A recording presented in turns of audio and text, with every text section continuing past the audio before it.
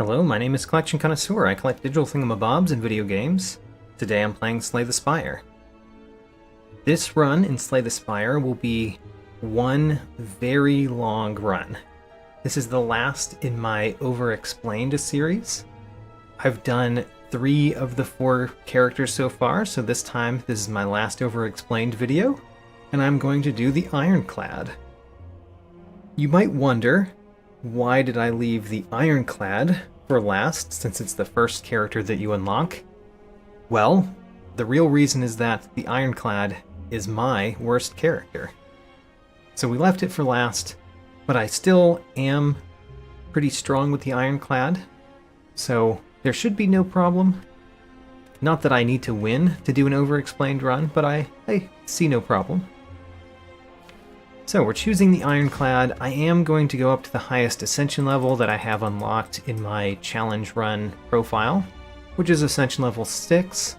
We start each run damaged, we heal less after boss battles, and all of the enemies are deadlier, which means they deal more damage.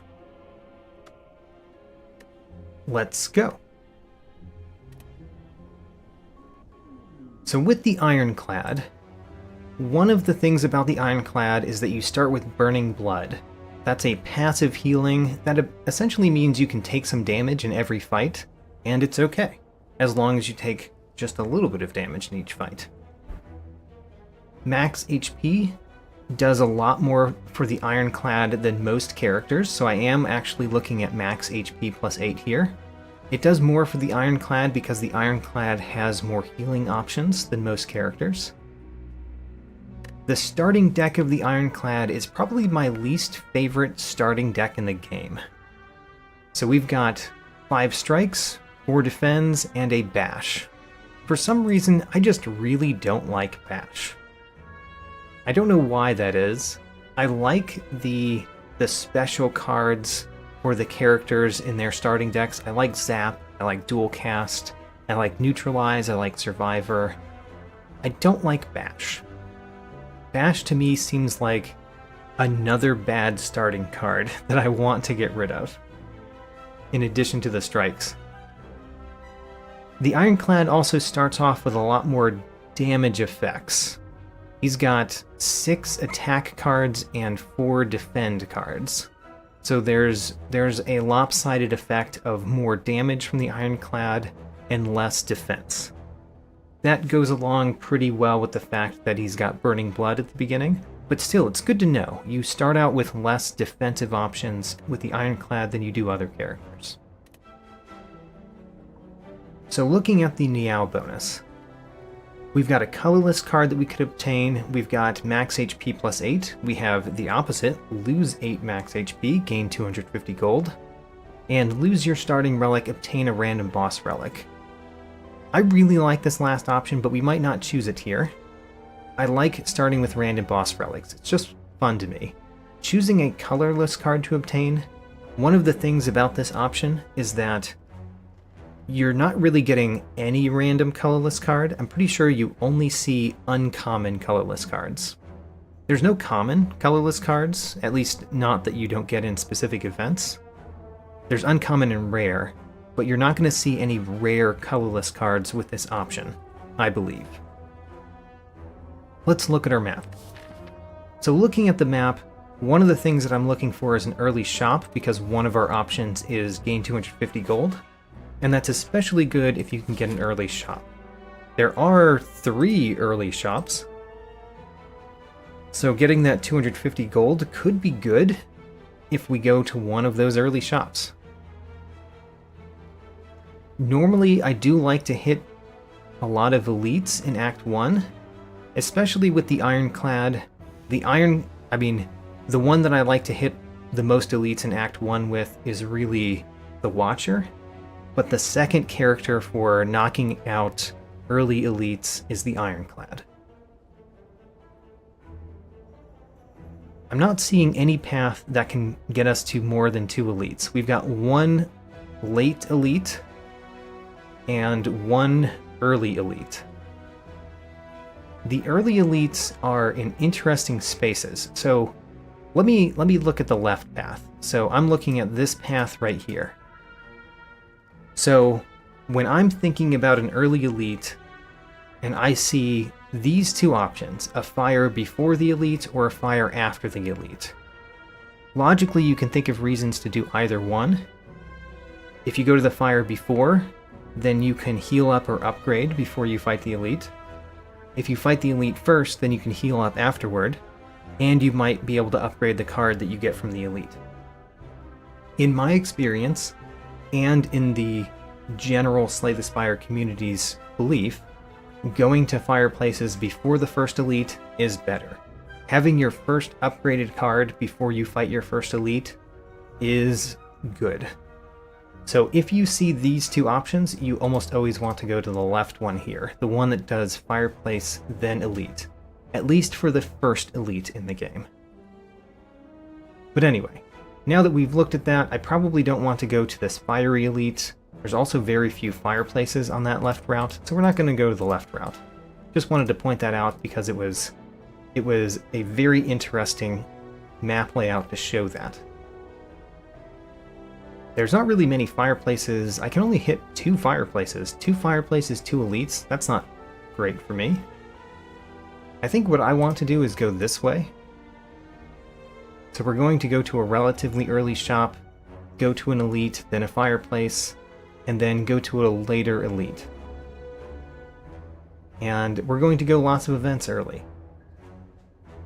In that case, I think that I am going to take the 250 gold, lose 8 of my max health. That will mean that we start off full health, and gain 250 gold that we can spend in that first shop. Alright, so the Jaw Worm. Because we're playing with the Ironclad and we have Burning Blood, these early battles I play a little bit differently than I normally play, because I'm thinking if I take 6 damage, that's not so bad. 6 damage is equivalent to taking no damage. So in some characters I might defend here, but with the Ironclad I will put in a strike there. Because taking 2 damage is nothing. Taking 6 damage is nothing. It's just when you take more than 6 that it becomes something. So we can't win right now. Bash Strike does not win. So let's defend. Putting another strike right here doesn't do anything because the Jaw Worm is blocking. So we'll defend all the way. And Jaw Worm is not attacking again. Perfect time to put in 3 strikes. And we should be able to win this one. Great. So, before we open this card pack, I'm going to do the same thing that I did in every other one of my Overexplained runs. We're going to philosophize about what we're doing when we're adding cards to the deck. And to do that, we're going to look at my thing about which enemies exist in the game. And I guess while I'm doing this, I'm going to look at what our Act 1 boss is. Okay, our Act 1 boss is the Guardian. So our Act 1 boss is the Guardian, which means we're not fighting the Hexaghost or Slime boss. We're fighting the Guardian.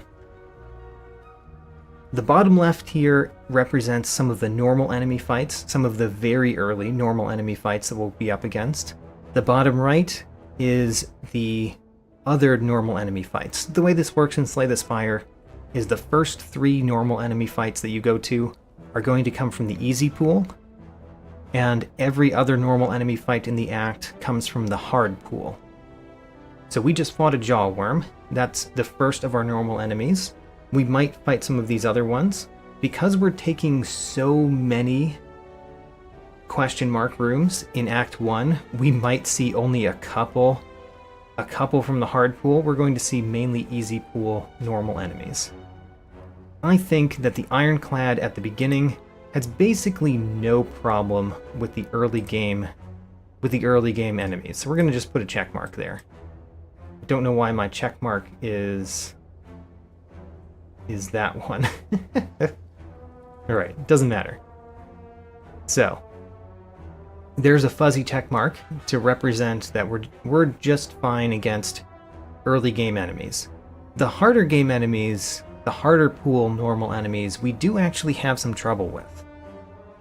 Particularly ones that come in multiples. So this little beast right here, I'm going to put an underline there. That guy right there, this one right here, and this one right here, all come in multiples. We're not very good at multiple enemy fights right now, and that could cause us a fair amount of damage from normal enemies.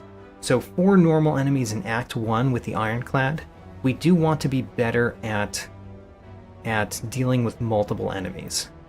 You can do that in a variety of ways.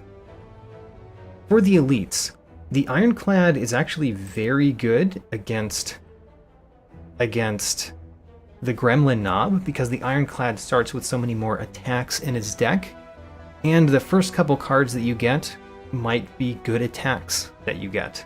The Ironclad has a lot of good attacks that you might want to get early. The Ironclad's not great against Lagavulin, so we really want just more damage. More damage or more block, but really just more damage so that we can deal with the Lagavulin fight more easily. The Ironclad is okay against the 3 Century fight, but only okay. We're going to put a circle there. It's kind of like this. So we're good against the Gremlin Knob, we're okay against the 3 Centuries, and we're kind of not okay against Lagavulin. Right now our deck would not do well against the Guardian, so we get an X next to the Guardian. We need to do something to our deck to make it better at the Guardian. And unlike the other 2 starting, like, Act 1 bosses, the Guardian is really testing your ability to block. So we could get more damage, which would help us to deal with the Guardian, but really getting more block would help us deal with the Guardian. So that's what we're thinking of right now. We want to deal with multi-enemy fights. We want to get better at Lagavulin, which is mainly getting more damage.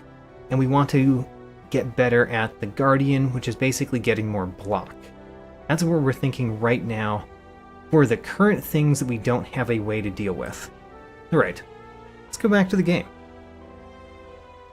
and look at our 3 cards with that in mind. So of these 3 cards, the Infernal Blade is surprisingly good. And I say that because if you're looking at Infernal Blade, it's like you're paying 1 for an attack.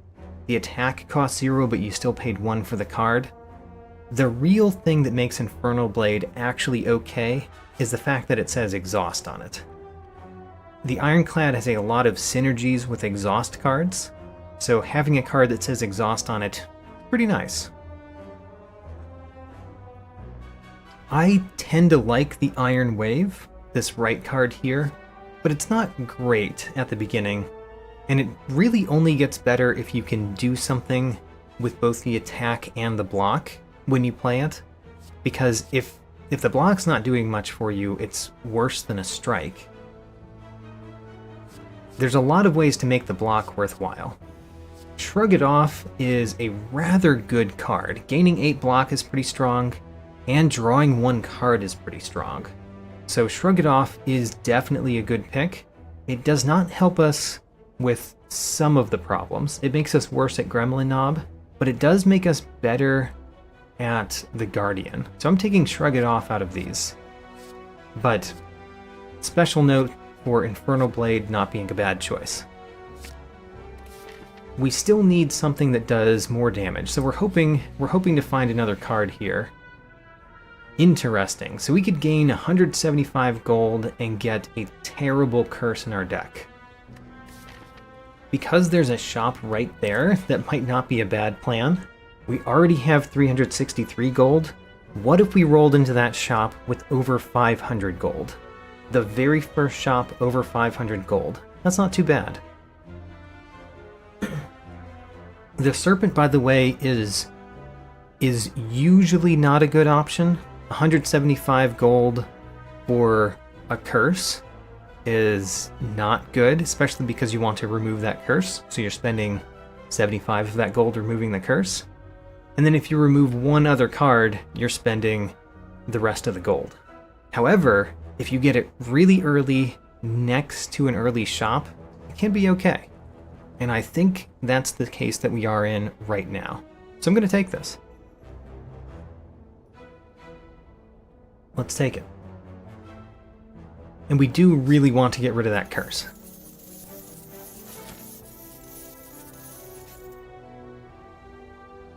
And we could get another curse, which is awful. Typically, you don't want to get a random relic for a curse, especially the regret curse, which is a particularly bad one. There's no reason for us to heal 24 HP, so we're going to take Donut. Most of the time, like a very large majority of the time that I come into the Big Fish event, I take the Donut. And I think that's correct. Most of the time you want to take the Donut.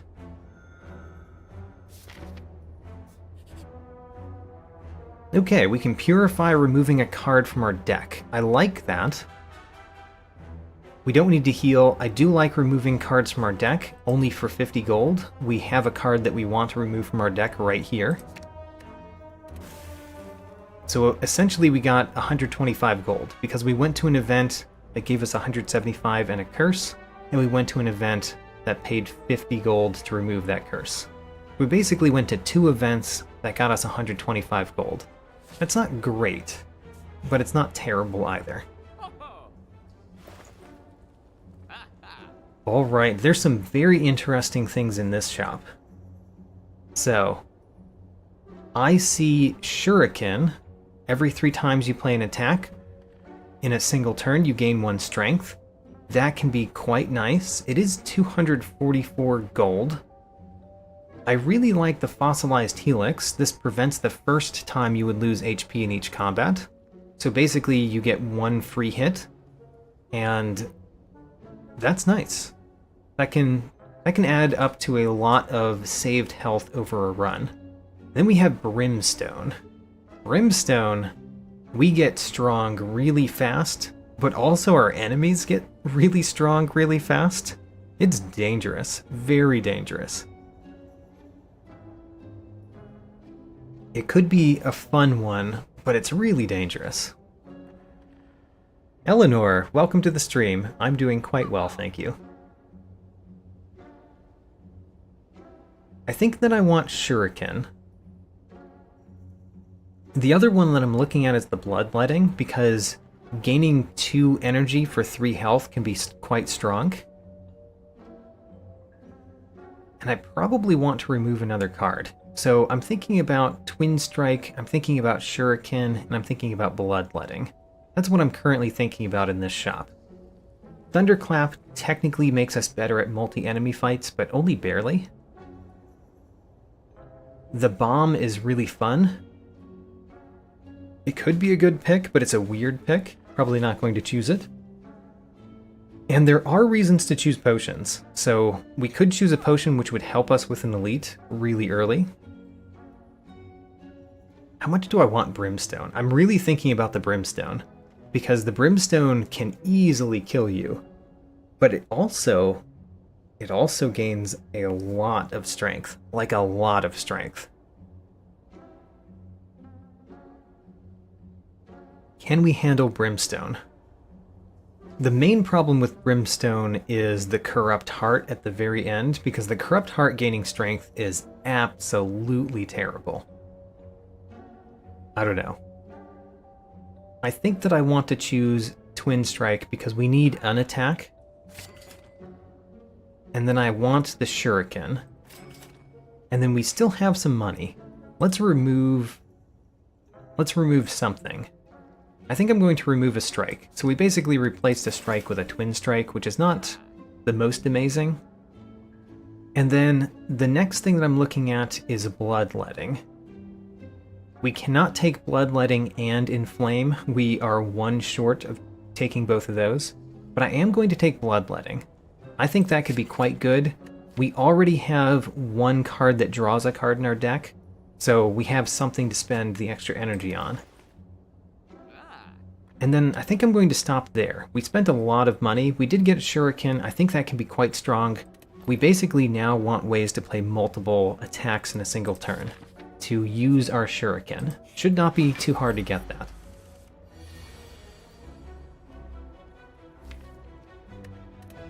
Interesting. So, in the Lagavulin fight, when I go into this fight, the first thing I think is there anything that I want to do before Lagavulin wakes up?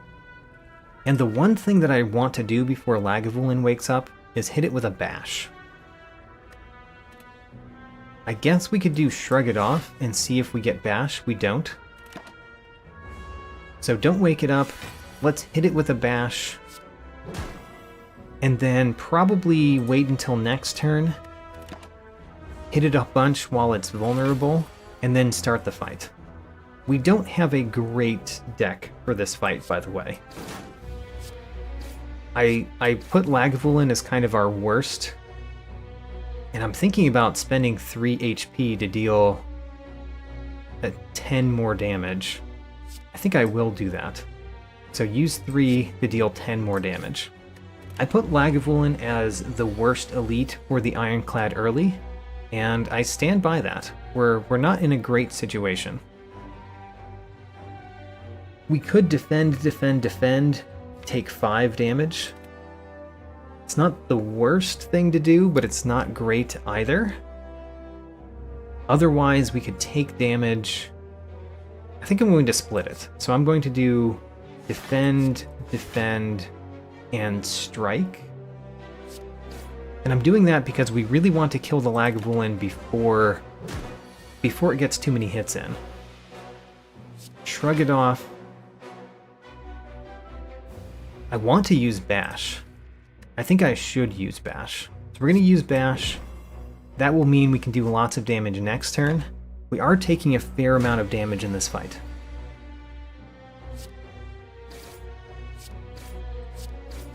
Alright, we gained more strength. We're about to lose that strength. We only have 22 damage to deal. It's a little bit too high for us to realistically do that. Ooh, but we got Twin Strike. So Twin Strike does 12, and then the strikes each do 7. I'm glad that we did that one strike, where I did 2 defends and 1 strike, because we were able to win that turn because I did that. We get Smiling Mask. The merchant's card removal service now always costs 50 gold. That's quite nice for us. Quite nice. I like getting that. This is obviously much better to get early, so getting it early is good. Sword Boomerang works pretty well with Shuriken because the extra strength affects the Sword Boomerang 3 times. Sword Boomerang hitting a random enemy is not great, though. Usually you want to target a particular enemy. I could get Hemokinesis. Hemokinesis does a lot of damage. It has a big number on it. But losing 2 health, you don't want to do that too many times. But it might be worth the 15 damage. I normally don't take Clash. And the main reason to not take Clash is because of status cards. So if you can picture there being a wound, like 3 wounds right here, Clash becomes unplayable if you have wounds in your deck, or any other status card.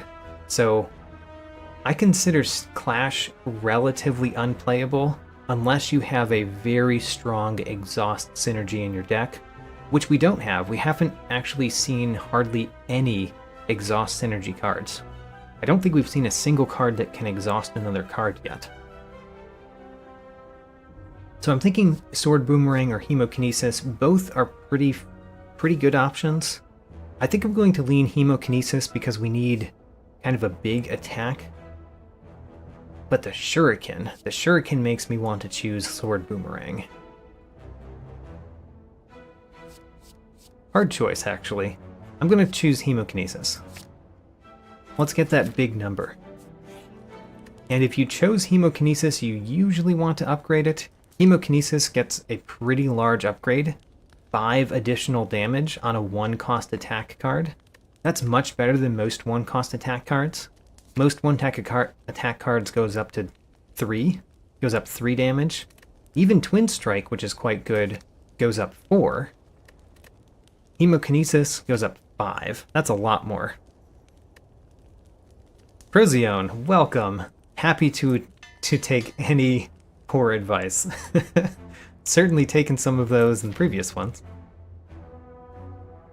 Do I want to continue going question marks? We haven't been very lucky with the question marks, but it'd be really nice to see another merchant or another way to remove cards, so I'm going to go to another question mark.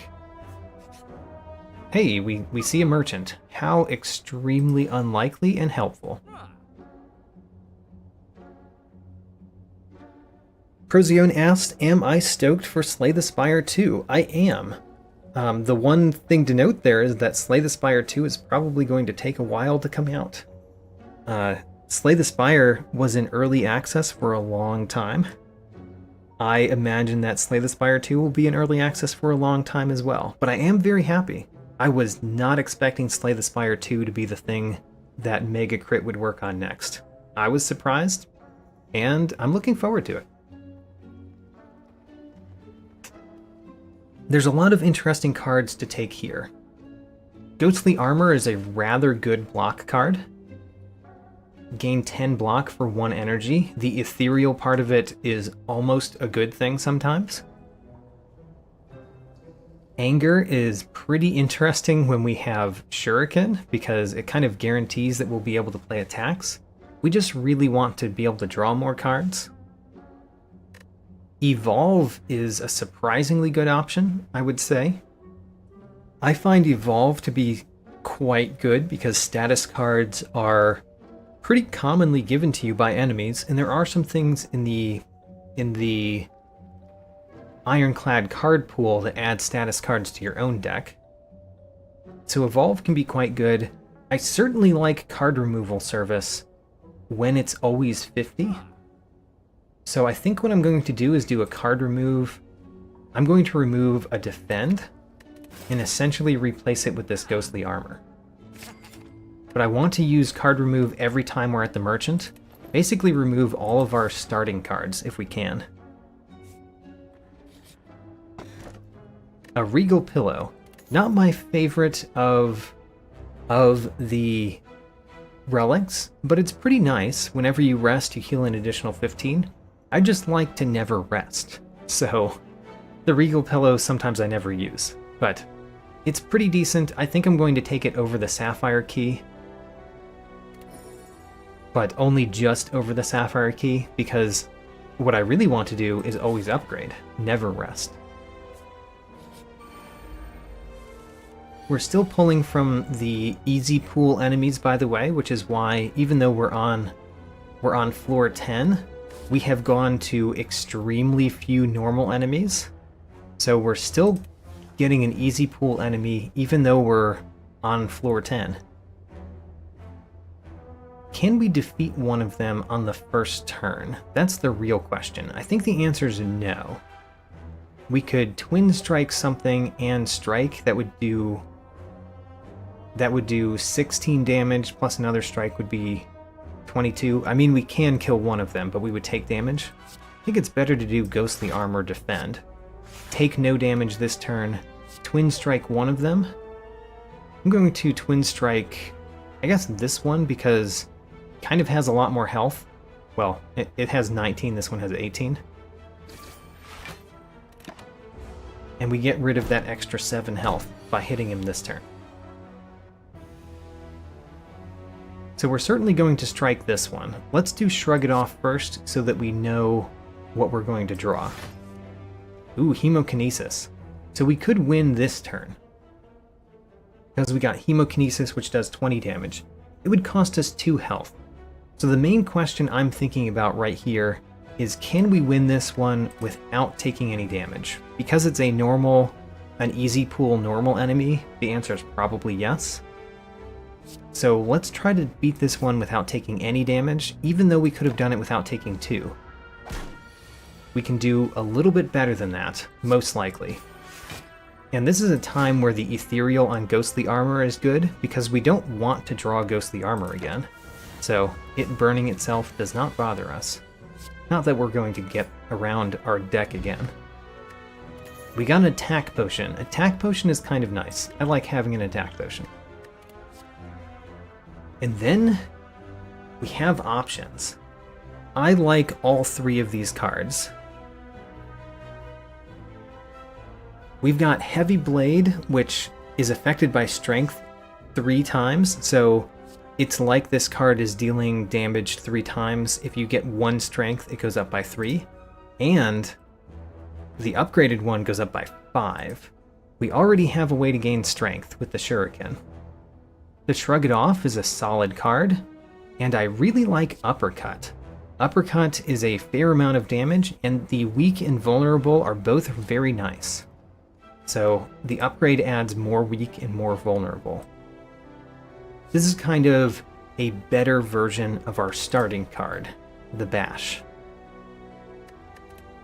I think of these, I really like the Uppercut most, and I think I'm going to take that. The one real downside here is that a 2-cost attack card that we want to play is kind of against Shuriken, but still, I think the Uppercut is quite good. I would consider the other 2 cards as pretty decent options as well. Ho-ho, alright. This is a cool event. I like this event a lot. We see a dead adventurer whose pants have been stolen. So, we can find loot, 25% a monster returns. You can tell which monster is coming by the text here. So eviscerated and chopped by giant claws means that Lagavulin is coming. Lagavulin is also the worst of the potential ones that you could get here, because Lagavulin starts off awake, which is not normal for the Lagavulin fight. This is like an upgraded Lagavulin fight. But still, it's an additional elite. We were only going to see 2 elites in Act 1. Now we get to see 3. We just have to summon this Lagavulin to come out. So let's find some loot. There it is. There's the Lagavulin.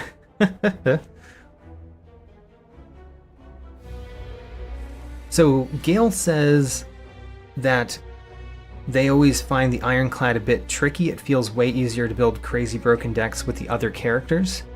I feel very similar about the Ironclad. The Ironclad, you can build very, very strong decks, like amazingly strong decks, but it's harder, in my opinion, to do so.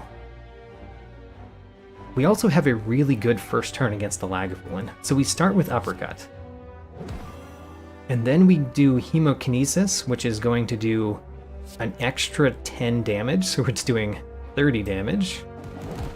And then if we use Bloodletting, which I will, we can do Twin Strike to do even more damage. And might as well use this attack potion. Probably should have used it before the Twin Strike, so we got the Shuriken with the Twin Strike.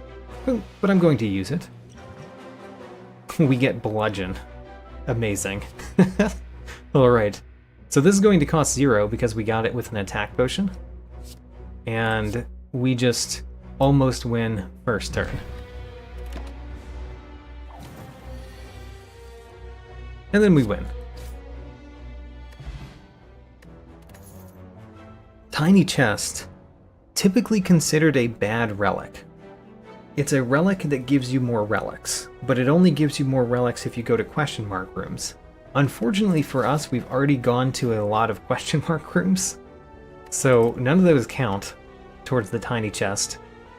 There's no reason not to take it, of course, but it does mean that we're going to get, it's kind of like an IOU relic. You get this relic and it owes you 1 relic that you haven't gotten yet. Getting it this early might mean that we get 2 out of it, but we're probably not going to get 3 out of it. We could get another Uppercut. I don't want another Uppercut.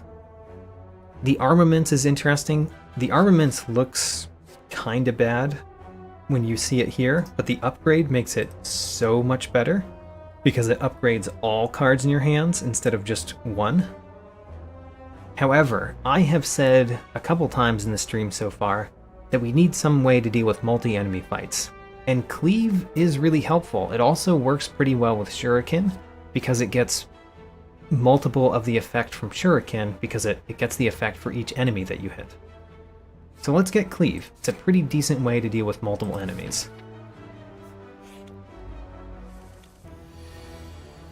Here is the last of our easy pool normal enemies.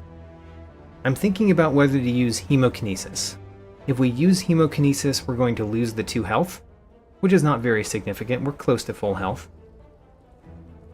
However, we would lose 2 health, and maybe we could get out of this fight not losing any health. I think that's unlikely. So I'm going to use Hemokinesis, and I'm actually going to hit the big one,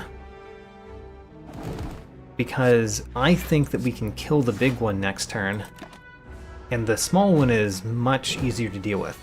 Normally I kill the small one first, but I went for the big one this time, and it looks like we did not need to use Hemokinesis, but only because they didn't attack turn 2.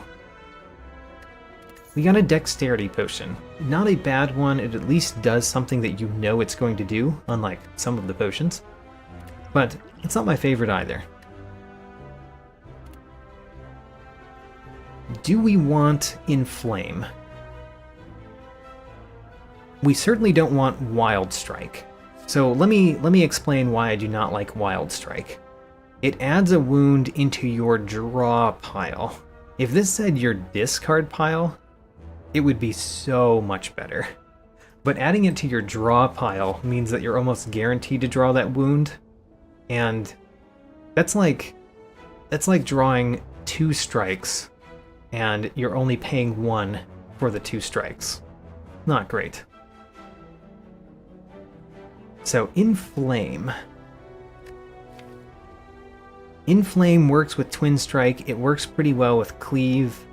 We kind of have a strength gain deck going. It's only 2 strength.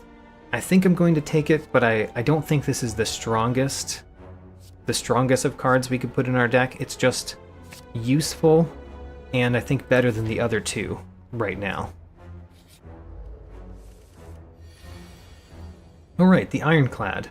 Our deck has become a lot worse of the Ironclad because we've put things that are not attacks in it that we like to play. However, I feel like we're still pretty good against the Gremlin Knob. Just play lots of attacks.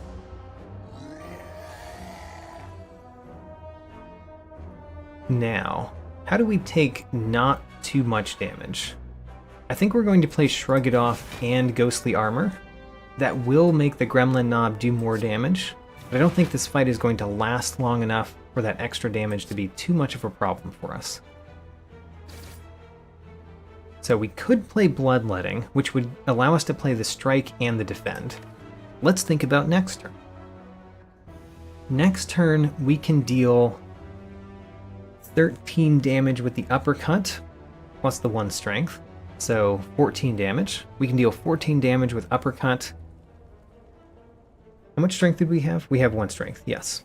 13 damage, 14 damage with the Uppercut, and then we can attack with a Strike, which will do 10 damage with the Vulnerable and the 1 strength.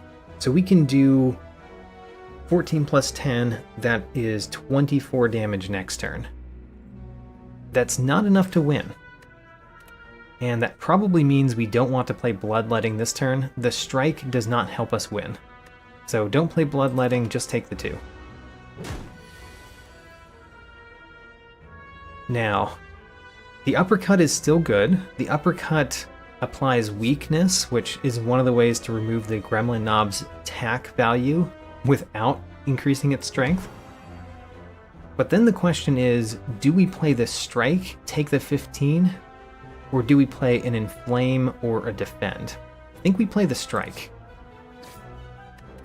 That mostly guarantees we'll win next turn. We have been taking more damage than I would like in this battle, but... ooh. We can't win this turn. Interesting. Well, I guess that means we play Ghostly Armor. And we could play Defend, Defend if we think that we're going to win next turn. It looks like we are very, very likely to win next turn. So let's do Defend, Defend, take no damage this time, and win next turn. with a strike and a cleave so we don't take the damage from hemokinesis. Great. We got Strawberry, increases our max health by 7, that's not bad.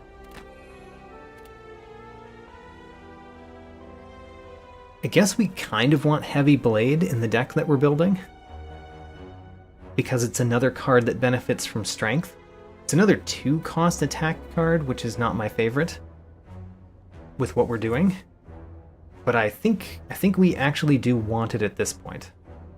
So, we have gone down some strength gain Ironclad deck so far. And if we're doing that, we need to figure out how we're going to win with it. There are several things that you still need to win with that. We've got two energy to spend.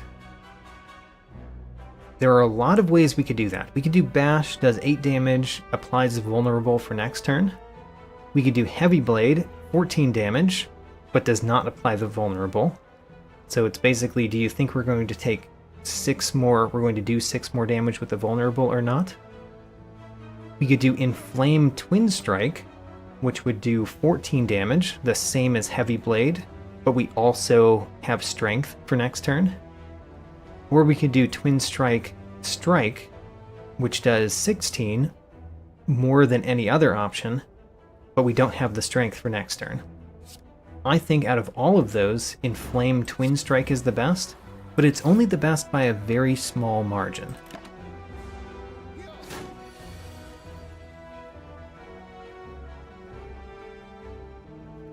Ghostly Armor is pretty good here. We are going to get weakened by this Blue Slaver, which means we might not win next turn, but we might be able to block next turn. See, we would have been able to win, but because we're weakened, we only deal 13 damage, not the 16. So we've got to use the Hemokinesis to win. Hemokinesis loses us 2 health, but blocking would lose us 3 health, so Hemokinesis is better.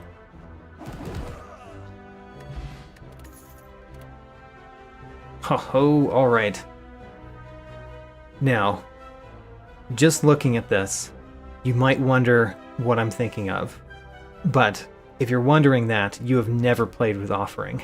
Offering is an amazing card. So let's go right to left. Ghostly Armor, very good block card. We've talked about it, we actually have one in our deck. I like it.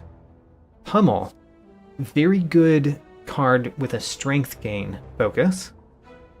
It basically gets the strength gain 4 times because you deal damage 4 times. However, it exhausts, so it goes away after the first time you play it, which is actually not great with Pummel. And then there's Offering. You lose health.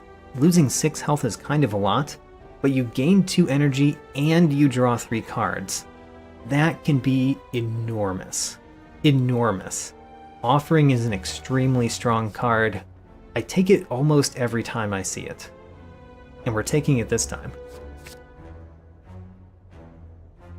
And as Prozyon mentions, getting Rupture would be a really good card. Rupture is a power that every time your cards deal you damage, you gain strength. We have, at this point, 3 cards in the deck that deal ourselves damage, Offering, Hemokinesis, and Bloodletting. So we would gain a ton of strength if we found Rupture. We've got a fairly good amount of health. I'm going to Smith here.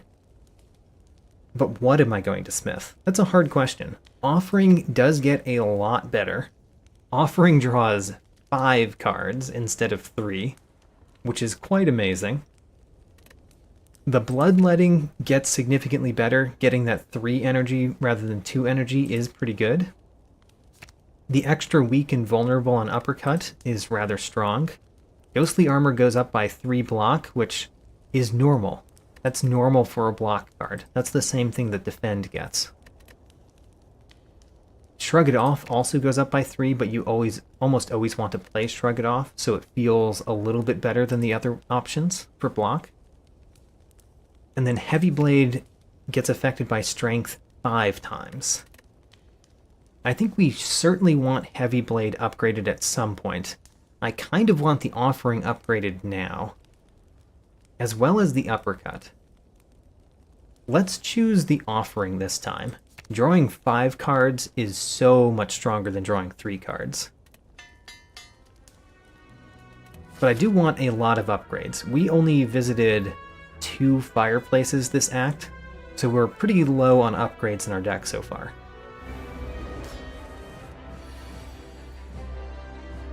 Okay, do we want the Ghostly Armor to stick around? In this fight we definitely do, so we should play it.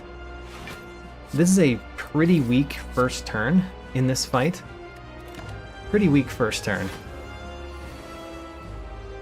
We could be taking a lot of damage here. And the way to avoid that would be what? Inflame, Bash, Cleave? That would mean Bash deals 10. And that would put you at 13 that Cleave needs to deal, and Cleave would do more than 13. Alright, in order to do that, we do need to do Bloodletting. So Bloodletting, Inflame, Bash, and Cleave allows us to not get hit for 36. Changes you to the defensive stance. So if you've never played against the Guardian, this is kind of weird, but the Guardian, it cancels its move and moves to the defensive stance immediately when you hit it the final time for the countdown that it has there. Probably should have pointed that out before I did it. Okay, so we're going to start with Offering. Offering is very strong. Now, Ghostly Armor gives us some block. Uppercut does 15 damage, applies 1 weak and 1 vulnerable. On the other hand, Heavy Blade does 30 damage, and Hemokinesis does 33 damage. That's a lot of damage. I think I want to do Heavy Blade and Hemokinesis this turn. So if I'm doing that, I'm going to take 6 damage. We're going to play a Shrug It Off. Alright, and that doesn't change my plan. So Heavy Blade, Hemokinesis, we still block everything, and we've done a lot of damage.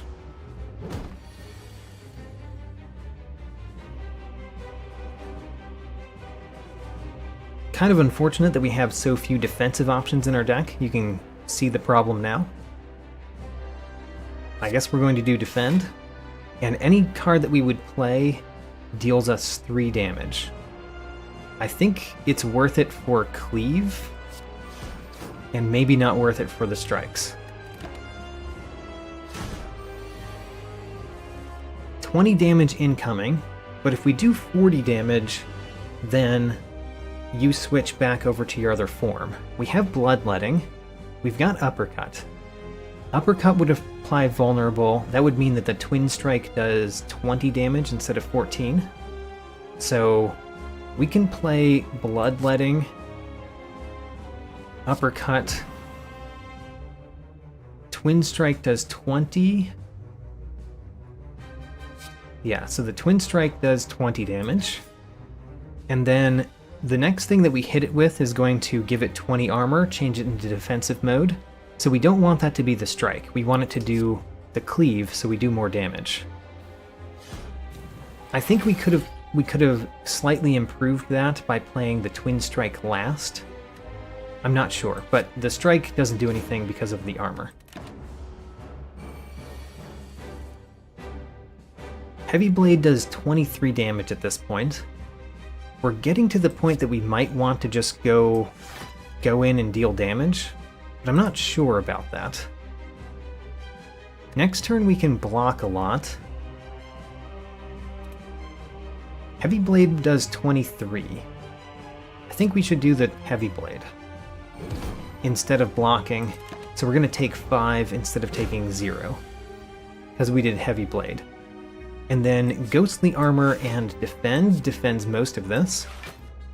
And then we have to choose, do we play Defend to defend 1, or do we play Hemokinesis, essentially take 3, and deal another 23 damage. I'm going to play Hemokinesis. So we're taking a lot of damage here, but we are very close to the end of the fight.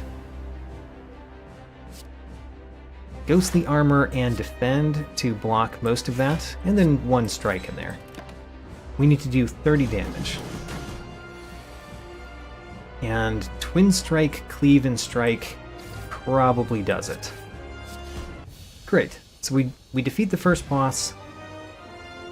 Because we're on Ascension level 6, really Ascension level 5 or above, we heal less after boss battles, so all the damage that we took in that boss battle does affect our health after this boss battle. You essentially heal a percentage of the damage that you've taken instead of 100% of the damage that you've taken. So taking damage does affect your health starting in Act 2. Alright. Some very interesting options. I like all of them for very different reasons. Barricade is one of the strongest Ironclad decks that you could build if you have Barricade and a bunch of block. The unfortunate part about Barricade is you need to draw it and play it before you can really get it going, and sometimes that's hard. Sometimes you take a fair amount of damage before you do that. We also don't have a deck that lends itself to Barricade currently.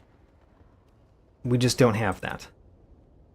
Fiendfire is really nice. It can do a lot of damage, and it scales with strength based on how many cards you have. Fiendfire plus Offering can do a ton of damage to enemies. And then Demon Form is another strength gain that can gain you a lot of strength over a battle. It's helpful for long battles, but it's really not helpful for short battles, because spending a turn paying 3 for a power, and that power actually does less. So let's compare it to Inflame. Inflame gives you 2 strength now. That affects you this turn. Demon Form gives you 2 strength next turn. So the first turn that you play it, it does less than Inflame. The second turn, after you've played it, it does the same thing as Inflame.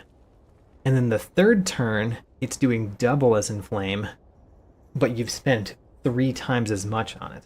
So Demon Form really is only good in boss battles, in my opinion.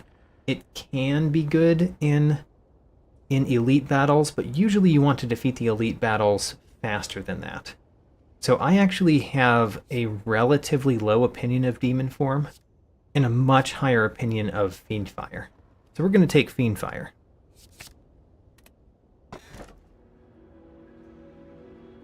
Interesting options. So we've got 4 strikes and 3 defends in our deck.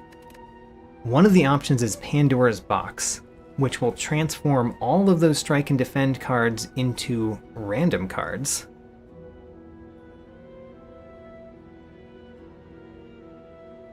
Fusion Hammer, we would no longer be able to smith at rest sites, but we gain more energy every turn. We really do want the extra energy, but we also really want to smith at rest sites. There's a lot of cards that could benefit from smithing. And then the Calling Bell gives you 3 relics and a curse. It could be amazing, but it could not be. You could say the same thing about Pandora's Box, but Pandora's Box is usually rather good. So I'm really choosing between Fusion Hammer and Pandora's Box. The Fusion Hammer gives us more energy, which we kind of feel like we need. The Pandora's Box gets rid of all of our strike and defend cards and gives us random cards that are almost certainly better. So, I'm definitely picking Pandora's Box. Pandora's Box is so fun. We got some good stuff. So Limit Break doubles your strength. If you upgrade Limit Break, it no longer exhausts. True Grit definitely needs an upgrade. It exhausts a card at random. If you upgrade it, it exhausts a card of your choosing. Battle Trance is one of the best Ironclad cards. You draw 3 cards for 0. That's amazing. Iron Wave basically upgrades one of our defense. It took a defend and gave it some damage too. Clash is not so great, especially with Wild Strike. We probably don't like the Wild Strike. And Immolate can be a really nice way to end a battle. So, we got some good stuff. One of the things that we got was actually getting some block cards back, which is nice because when you remove all of your defense and you get no block cards, sometimes that can kill you. But we did get some trash. Particularly Wild Strike and Clash I consider trash in the deck that we've built. Whereas the rest of them are very playable. The True Grit definitely needs an upgrade. The Battle Trance is an amazing pick. So I'm quite happy with what we got. We have the Champ. Alright, so our boss is the Champ. Let's talk about the Champ. And actually, this might be a good time to go back to my enemies. So, we are now in Act 2. So here's Act 2. Let's erase our comments about Act 1. So, here's Act 2. We have, in particular, we have the Champ as our boss. So, we don't have the Collector, and we don't have the Bronze Automaton. We've got the Champ. The Champ, in particular, really cares about you being able to scale up over the battle, which means that Demon Form would have been amazing against the Champ. However, we got Limit Break. If we upgrade Limit Break, then we can very easily scale up in the Champ fight, and that's basically what you want to do. The first half of the Champ's health pool is not too hard to get through, and then the second half of the Champ's health pool, he does a ton of damage all the time. So you basically want to slowly go through the front half and then very quickly go through the back half, which is why gaining lots of strength is a good thing to do. The other ones, the left and the right one are multi-enemy fights. The only thing we really have to deal with that is Cleave. This one we really want to be able to target down particular ones. I think that we're generally okay against the Book of Stabbing. Generally. Don't know that we're that great against it though. Not a pixel. I don't want a pixel brush. There we go. So I think that we're okay-ish against the Book of Stabbing. I think we're okay-ish at the other two. I think. Although they're going to give us some problems. I'm not sure if that should be red or like maybe we're going to do half red. They're both red and green. That basically means I'm exactly in the middle of what I think about them. And then we're currently bad against the Champ, but we have a very good way to get better. Limit Break is kind of our way to deal with the Champ. And then I don't think I have too much to say about the other ones. Snecko is kind of not bad for us. This one is always a problem. The Snake Plant is a difficult one to deal with.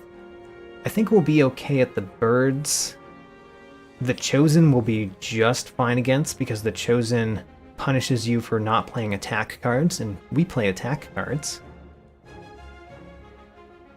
Yeah, I think we're okay, but we're not great in Act 2. I think that we could struggle a little bit in Act 2 until we upgrade our deck a little bit more. So, let's go back to the run. Don't know why. There we go. Let's go back to the run. We certainly want to fight more elites. We definitely want to go to shops.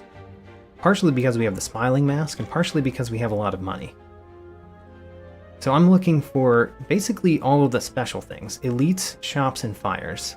I see a path that has a lot of fires and a shop. What if we go to two elites,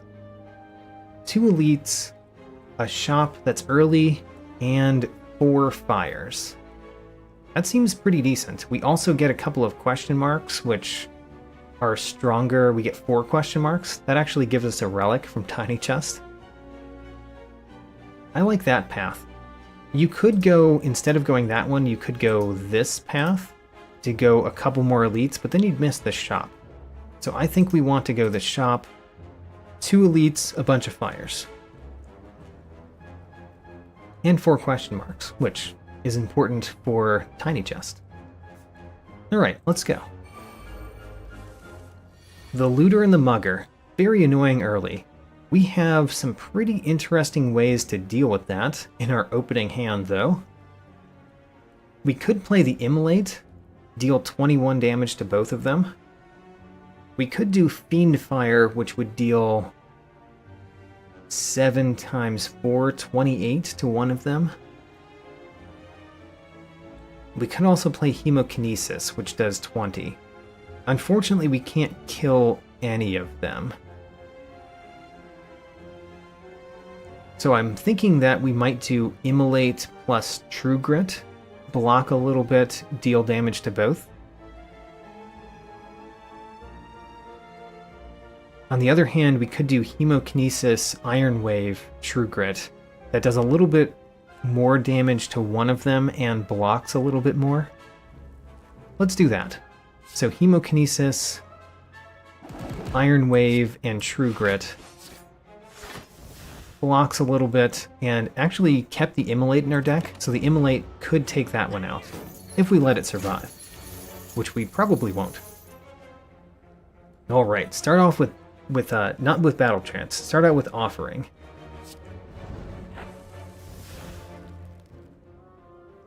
We've got a ton of things that we can do. We can also Battle Trance, and we can also Shrug it off. We also have Bloodletting. We could spend a lot of our health here. I want to not spend all of our health here, if we can avoid it, though.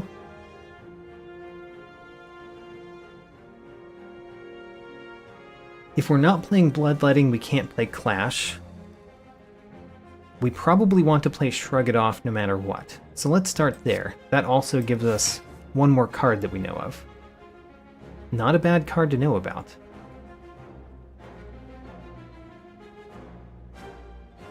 I'm trying to look at how we most efficiently kill this one. We don't have another way to gain block, so we've got the 8 block. We can kill this one with Inflame plus Cleave plus Twin Strike. I think that's probably the best. Inflame, Cleave, and Twin Strike.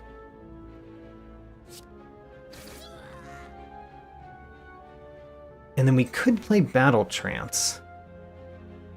If we play Battle Trance, we will draw another block card. Let's do that. Alright, kind of a weird turn, but we dealt with one of them when we took no more damage. We don't have a way to draw cards in our hand except Battle Trance, so we start with Battle Trance. We could Limit Break. That would give us 2 strength. It's kind of like playing another Inflame. We did not get enough block, so I'm thinking about how we win this turn rather than block. If we play Uppercut, Uppercut does 15, and then the Twin Strikes to 20. That's not quite enough, so we would have to do Uppercut and Hemokinesis, I think. Is there a way to win without playing Hemokinesis? Twin Strike, Iron Wave, that does 21 cleave. Yeah, that's not enough. So we could take 1 this turn, actually. Instead of taking 2 with Hemokinesis, we could take 1 by playing Iron Wave and True Grit. I think I'm going to do that. Oh, I was foolish. I thought I had 1 more energy than I did. So I just took 6 more damage than I would have if I played that correctly. Whoops. by not counting my energy well. I don't want any of these, so I actually do want another True Grit in the deck, but I don't want an unupgraded one, and we have too many things that we want to upgrade in our deck already to take a non-upgraded card right now. The Thunderclap, it does scale up with strength, but, you know, it's only okay. and we don't want to take only okay cards at this point. The Perfected Strike is quite bad because we removed all the strikes from our deck. So there's Twin Strike and Wild Strike, and we're planning to remove Wild Strike. So let's skip all of these. Remove all strikes, receive 5 bites. So we don't have any strikes to remove, but we could still take the 5 bites. It would give us healing in our deck, but 5 bites is kind of a lot. It's kind of a lot, and we would lose 26 max health. I think I don't want this. Even though I do actually want probably 3 bites in the deck, I would be happy with having 3 bites. The taking 5 bites is too much, and losing the 26 max health, I think it's too much for us. Oh well. Alright, so one of the things that we're doing here is removing a card. We know we're doing that. And as Prozion called out, Rupture is very good for us, and there happens to be a Rupture right here. So we're probably taking Rupture too. Let's start with removing a card. And the card that I least like in my deck is probably Wild Strike, although Clash is pretty bad too. Is Clash worse? I'm going to remove Wild Strike, but I think both of them are really bad. I would love to have Tungsten Rod. Tungsten Rod is, in my opinion, one of the best relics in the game. But we don't have the money. It costs too much. We will definitely take Rupture. Rupture gets twice as good with an upgrade as well. And it is exactly what we want in this deck. So let's take the Rupture. And then we've got a couple choices. One of them is Dolly's Mirror, which copies a card in our deck. Copying a card in our deck can be really good. I don't know what we would copy.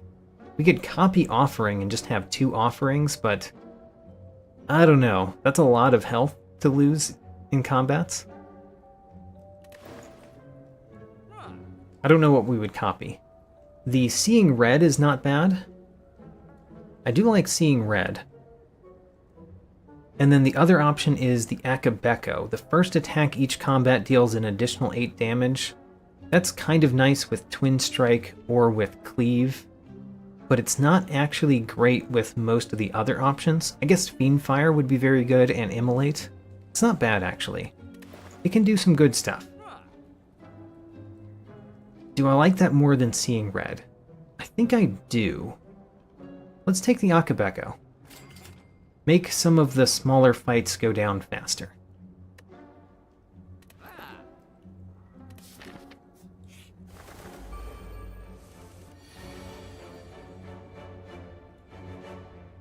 Alright, the birds. I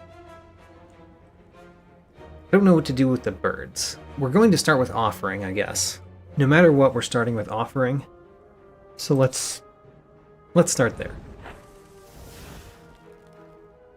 Would have been nice to play Rupture first, but we didn't get that. Our first attack deals 8 more damage. One of the things that we can do there is Cleave, because it hits all 3. Another one is Twin Strike, because it hits 1 for a lot. I think we want to do Cleave. So Cleave.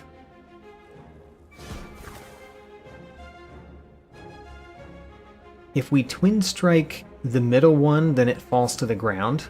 Let's do that next. So you fall to the ground, and then we basically want another one to fall to the ground.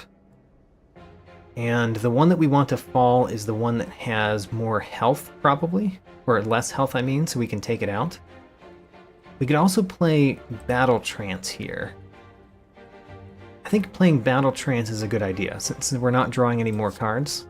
Let's draw 3 more.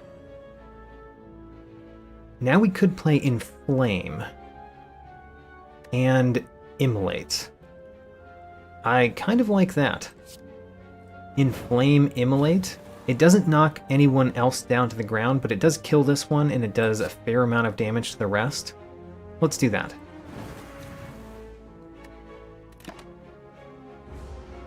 And then this turn we might be able to kill both of them.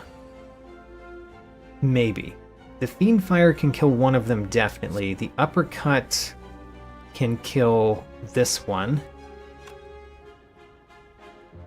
Or we could do something else. We can't kill both of them as it currently stands. The Hemokinesis would kill one. So I'm thinking that Shrug It Off, Hemokinesis, Ghostly Armor, basically take 2 damage.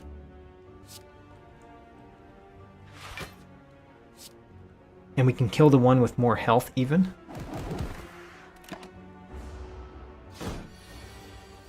And then we take this one out, no problem, with an Immolate. Let's Immolate this one again. We got a Fairy in a Bottle. When you would die, heal to 30% of your max HP. Nice. And there's an upgraded Heavy Blade. I think we should take an upgraded Heavy Blade. That kind of rounds out the attacks in the deck. We don't really want more attacks after this, but I think an upgraded Heavy Blade kind of solidifies the deck.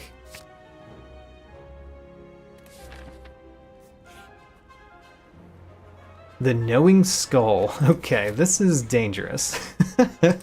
So, the Knowing Skull is an event in which you're going to take 6 health worth of damage. When you leave, you take 6 health worth of damage. But you can spend a couple rounds taking more damage for more benefits. For example, 6 health for 90 gold is not bad. Getting a random colorless card is pretty bad because you don't get to choose the colorless card. A potion when we have 3 potions that I all consider kind of good doesn't seem worth it. But let's take the Riches. And the main problem with the Knowing Skull is that you can just keep going. So I spent 6 health on 90 gold. I could spend another 7 health on 90 gold. At the end of the day, I'm going to lose 6 more health just to leave. So the real question is, how far do we go? How much gold do we want? Part of that is how early there is a shop, and there's not a shop anywhere here. Part of this is the fact that the Regal Pillow allows us to rest and heal an additional 15. And we do have the Fairy in a Bottle, so we probably don't die. I'm going to click Riches again, and then we're really going to have to consider. If I click Riches again, we're going to go down to 24 health. 24 health, and we have to fight an elite and a normal enemy. That seems dangerous. I'm just going to leave. We took our gold. But the Knowing Skull is one of those events that can just kill me. Just easily kill me. This first turn is quite easy. The Immolate kills both of those and deals damage to the Gremlin Leader. Great first turn with Akabeko. And then, other than that, not much to do. Probably just a cleave.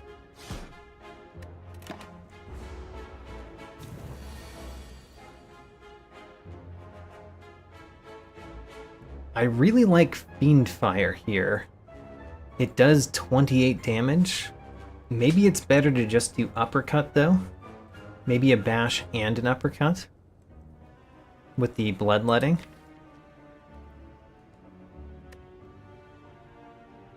Let's do that. Bloodletting, Bash, Uppercut. So you're going to be vulnerable for several turns. And do we want the Ghostly Armor? I think we want that to burn. So let's let it burn. Heavy Blade, we haven't gained any strength yet. Ooh, we can actually play Clash. First time we can play Clash. So Heavy Blade and Clash could take out these two, or we could direct our entire hand to the Gremlin Leader. The Gremlin Leader, we would do 21 twice. And another 14. So that's 42, 56. We would win. at the cost of... Wait a minute, we don't have that much energy. Never mind, we wouldn't win. So I guess since we're not winning, we're going to do Heavy Blade and Clash to kill these two. And then still Hemokinesis.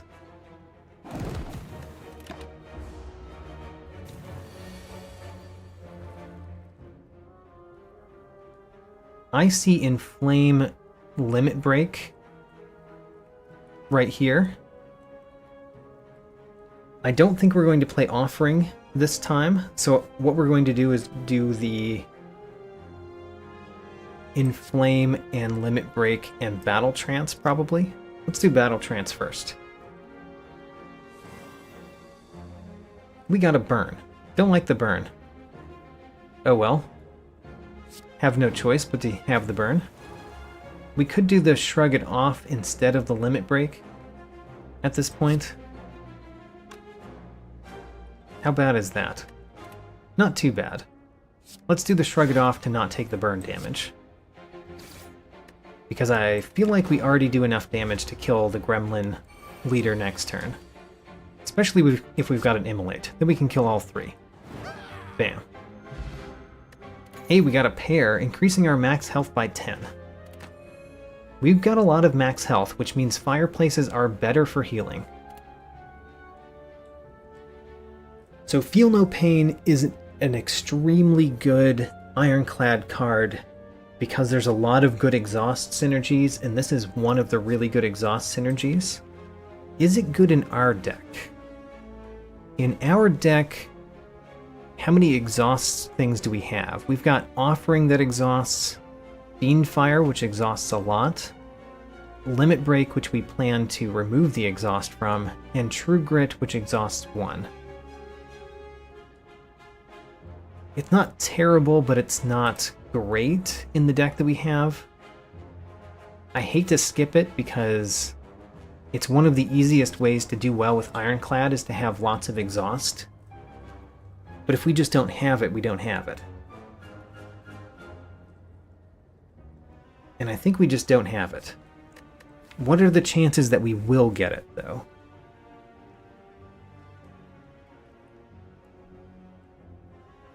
We might get it. We might get more exhaust. I think I'm going to skip it. And I feel like this might be a mistake, but I'm not confident that it's a good choice. I don't think we can bog our deck down currently. Alright, the Snake Plant. The one that I said is dangerous to us earlier.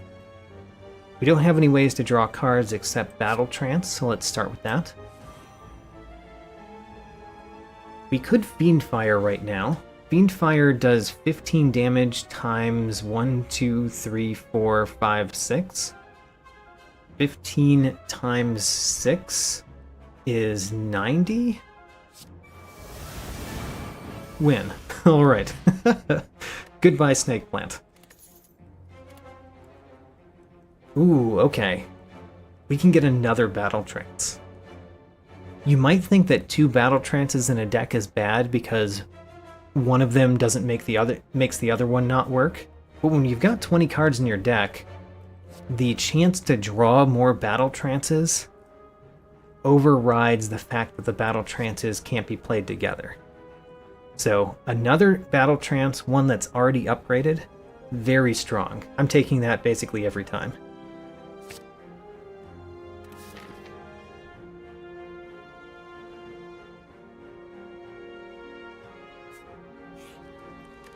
We've got a lot of things that we want to smith. So, of things that we want to smith, Rupture is definitely one of them. The Limit Break is definitely one of them. The Fiendfire is probably one of them because it adds 3 damage for every card, which is a lot. The True Grit we want to because it becomes a lot more playable because you get to choose what you exhaust. Those are the ones that we really want to upgrade. I think Rupture comes first. I think we need Rupture and Limit Break to deal with the champ. So let's do that. Rupture and Limit Break, so that we have what we need to defeat the champ. Ooh, a Bottled Tornado.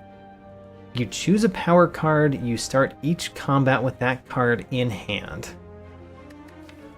So the power cards we've got to choose from are Inflame and Rupture. The Rupture is amazing in our deck. We don't necessarily want to start every combat with Rupture, but the harder combats, we do want to start with Rupture. So I think we take this. Bottled Tornado, Rupture.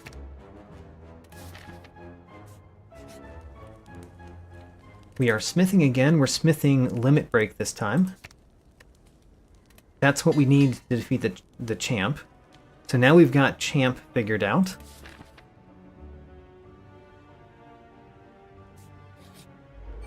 And alright. This one is not the best for us, but you know, it's not terrible. And actually, I just realized this does 8 more damage, so it's doing 29 the first time you play it. The next time you play it is 21. So let's just use our Duplication Potion. Duplication Potion, Immolate. That kills all but you. And then I guess we shrug it off. we should have played Inflame. If we played Inflame first, we would have won this turn. Oh well. We'll win next turn. Still, that was a good use of the Duplication Potion. Ancient Tea Set. Whenever we enter a rest site, start the next combat with 2 energy. I like it. And Liquid Memory is a replacement potion. We just used a potion. Alright. All of these cards are very interesting in their own right for decks that are not ours. So Searing Blow you want to get really early. The Floor 28 is way too late for Searing Blow to be good. So we're not taking Searing Blow. But if we got Searing Blow really early in this run, I may have taken it, because Searing Blow can get ridiculous if you upgrade it multiple times. Body Slam Plus I'm actually thinking about. Body Slam is amazing in decks that gain lots of block. That's not the deck that we have. We don't gain lots of block. We gain occasional block. We kind of need to gain more block eventually, especially if we're going to defeat the heart. But we don't gain much block currently. The real benefit to Body Slam to me is that it really works with Shuriken, because it's a 0-cost attack card that does some damage and is affected by strength. So I'm thinking about Body Slam, and it might incentivize us to get more block, which is probably something we want anyway. Combust. So Combust Plus. Combust Plus works with Rupture. It says whenever you lose HP from a card, this is a power, so you might wonder if it counts or not. It does. That means that if we have Rupture out and we have Combust out, we gain 2 extra strength every turn. That's the same thing that you would get with what's the card that we turned down earlier? The 3-cost Demon Form. Demon Form. So an unupgraded Demon Form, you get the same thing from Rupture Plus and Combust Plus every turn. But they also do other things. So Combust Plus actually works pretty well in the deck that we have. And therefore I'm definitely thinking about it. And then we could just skip these. But I think because of the deck that we have, I really want to choose Combust Plus, just to keep going down that self damage theme. And we actually have it in our opening hand. So let's do it. We get Rupture, Combust, and Inflame. I could play the Bloodletting, but I'm not going to play the Iron Wave anyway because I want to use the Vigor from Akabeko on something else.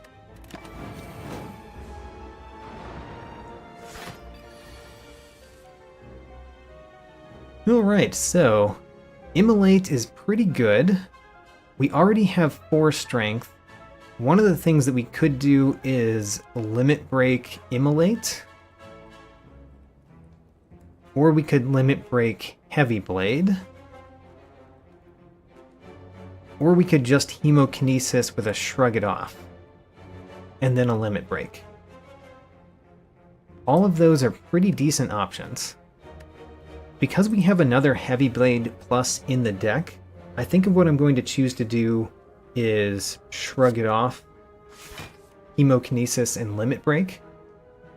And now that I have drawn this next card, I'm thinking about Fiendfire instead.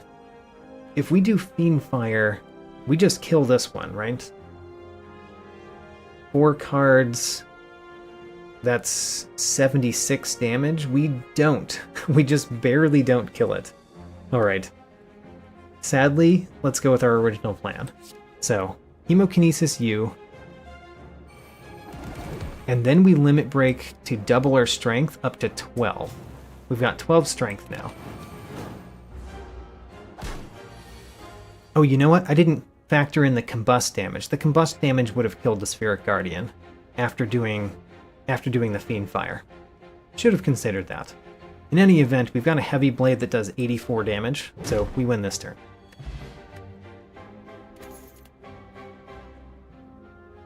Alright, so Second Wind is not bad. Except that we don't usually have a lot of non-attack cards in our hand. I think we should take True Grit. And we just need more block in our deck, basically, and an upgraded True Grit is 9 block, and it exhausts the card, which is good. It's not the best block solution, but it is a block solution. Okay, what are we smithing? Same things as last time are on my mind for smithing. We could smith our True Grit. I kind of want to smith Fiendfire at this point. Or this Heavy Blade. Let's do the Fiendfire. Smithing that Fiendfire does a fair amount of damage. And then we get a chest here. We knew we were going to get a chest because of Tiny Chest. Centennial Puzzle. The first time you lose HP each combat, draw 3 cards. This is really good because we basically lose HP every single combat. So this is basically draw 3 cards. And we're taking that. And because we still have a lot of health, we're smithing yet again. I guess the only thing that we really do need to smith, well, there's 2 of them. There's Heavy Blade and True Grit. I think we really need to smith this True Grit to make it more worthwhile to play. Alright, the Champ. Our plan against the Champ is to gain lots of strength and then destroy him in his second phase. To do that, let's start with Shrug It Off. I'm thinking about playing the Dexterity Potion in this fight. If there's a fight that we're playing Dexterity Potion, it might be this one, so let's play it. We are going to play Rupture. That gives us lots of strength. We are going to play Inflame. That allows us to play Clash or Uppercut. Well, actually both of them. Let's do Uppercut and then Clash. We don't want to do too much damage before we gain strength, but we're going to gain strength no problem. We don't want to play Fiendfire. We probably don't want Immolate. The Limit Break only gives us 2 strength currently. Let's play a Battle Trance first. So now we have Hemokinesis, which gives us strength, and then we can double that with Limit Break. Let's do that. So Hemokinesis gives us some strength. Now we can double it to 8 with Limit Break. And then we can play a Twin Strike, or we can True Grit away Immolate, which we probably don't care to play in this fight, let's do that. We don't care about dealing that much damage in this first part, we really just want to gain lots of strength. Alright, we can gain lots of strength here. Start with Offering. We want to start with something else first. We could start with Bloodletting first, to shuffle it back in. Let's do that. Shuffle that back in. And also shuffle the Ghostly Armor back in too. Now we play Offering. There is a limit break. Alright. Can we gain any more strength this turn? No. So we limit break. Now we've got 24 strength. Our normal heavy blade does 86 damage already. We actually don't care about any of these cards, so I'm thinking about doing Uppercut plus Fiendfire. Just burn those 3 cards. I like that. Let's do that. And then you're at less than half health now, so this turn he's going to buff himself, and then he's going to attack like crazy. However, is he even going to get a chance to attack like crazy? He's not, because we do too much damage. And we have very easily won the champ fight. We very easily won it because we planned ahead of time, but you can see how easy it was if you just build up at the beginning. There is another Fiendfire that we could get. We could also do Exhume. The Berserk is probably bad for us. It's gaining energy, but at the cost of vulnerability. If we took the Exhume, what would we like to Exhume? The Fiendfire and the Offering are the things that we would want to Exhume with Exhume. Playing Offering twice is nice, but is it that nice? Maybe. Certainly thinking about Exhume. Not really thinking about the other two. If we draw Exhume before we burn those, then it does nothing, though. Are there any other cards that we would get that we would want to Exhume as well? It's really the Offering that I want to Exhume. The Fiendfire is nice too. I think Exhume can be amazing. It's the real reason why I'm considering it.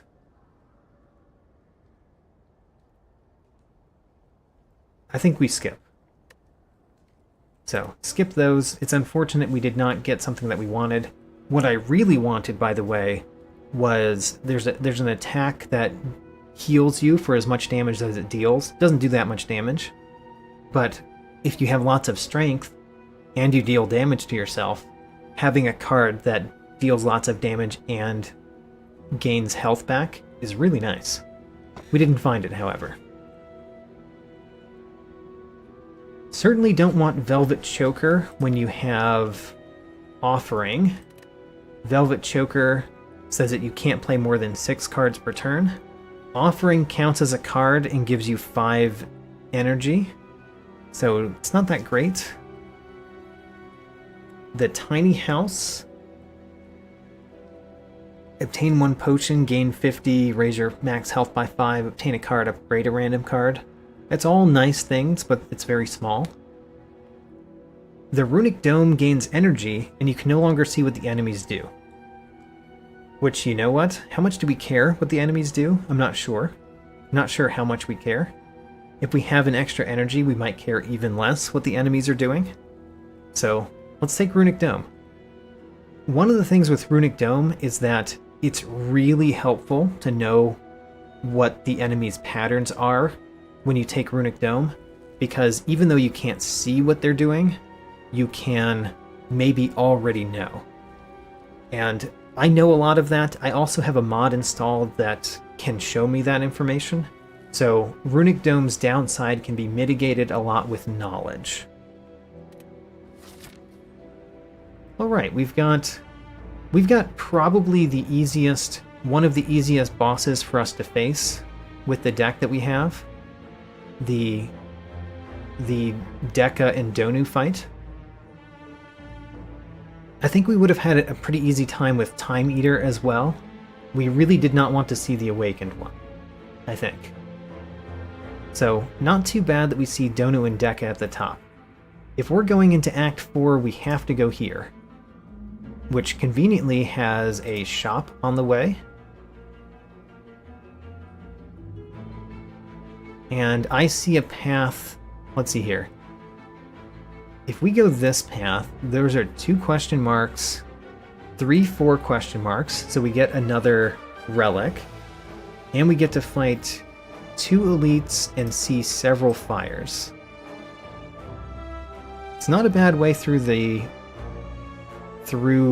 act. We could get an extra elite if we went to the left, but we would get 1 less question mark, and yeah, 1 less question mark, which means we lose out on our tiny chest relic. So I think this is the way we want to go. Having the Burning Elite be in the first half of the act is kinda bad, but I think we'll be fine. Alright, we can't see what they're doing.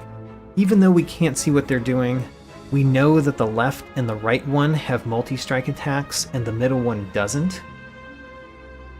That's basically what we know. We've got 4 energy, which means the bloodletting is kind of pointless unless we wanted to gain strength from it. Don't think it's that important to gain strength from it. We're going to play the Rupture. We're going to play Hemokinesis to hit one of them hard. I'm going to hit this one hard.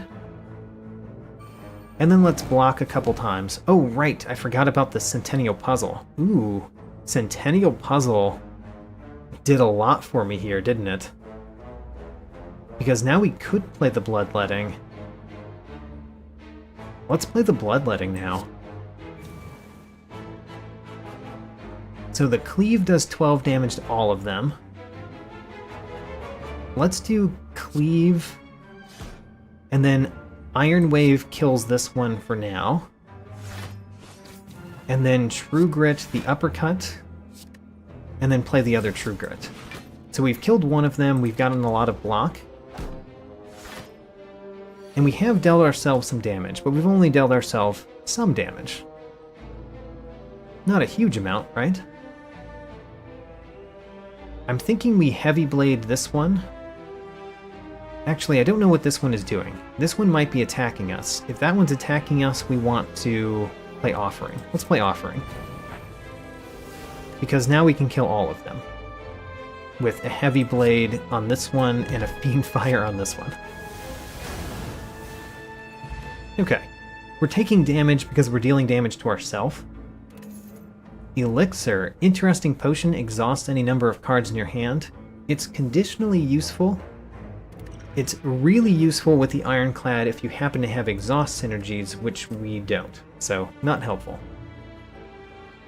I find Flex to be pretty bad even in decks that focus on strength, so I'm not going to take the Flex.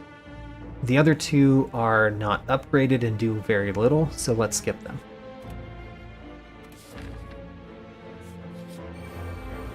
It is probably good to note that Flex gives you temporary strength, and you can make some of that temporary strength permanent with Limit Break, but still, I think the Flex tends to not be wonderful.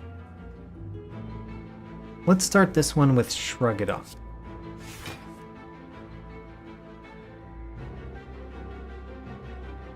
So we can play Cleave, which will deal a lot of damage to all of them. I guess we're going to play an Inflame first. Inflame plus Cleave. And then a True Grit. I don't think we're going to play the Rupture this round, so let's True Grit the Rupture. In terms of what these enemies are doing, this one is always going to attack. This one sometimes attacks, but usually puts useless cards in your deck. This one sometimes attacks, but often upgrades its thorns. So I'm kind of expecting only the right one to attack. Let's find out if I'm right. Ooh, the front one attacked. We took a little bit of damage. We want to play Ghostly Armor so that we don't get damage. And then we really want to kill them. Kill as many as we can. Let's play Battle Trance. Well, Immolate does kill as many as we can, right? It kills 2 of them. And then we can Iron Wave this one to death? Great. I think we took 7 damage that round, and then we healed 6. Not my favorite cards, none of them are upgraded. They don't particularly work in our deck. Whirlwind would be better if we gained more strength and it was upgraded. Let's skip.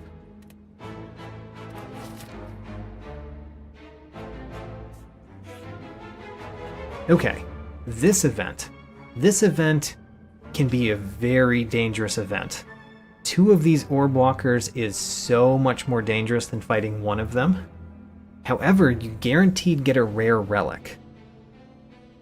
I think it's best to think of this particular battle as if it were an elite battle.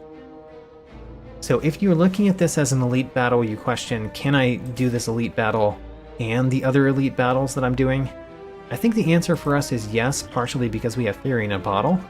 So we're going to click this, but note that fighting this optional battle can be very dangerous.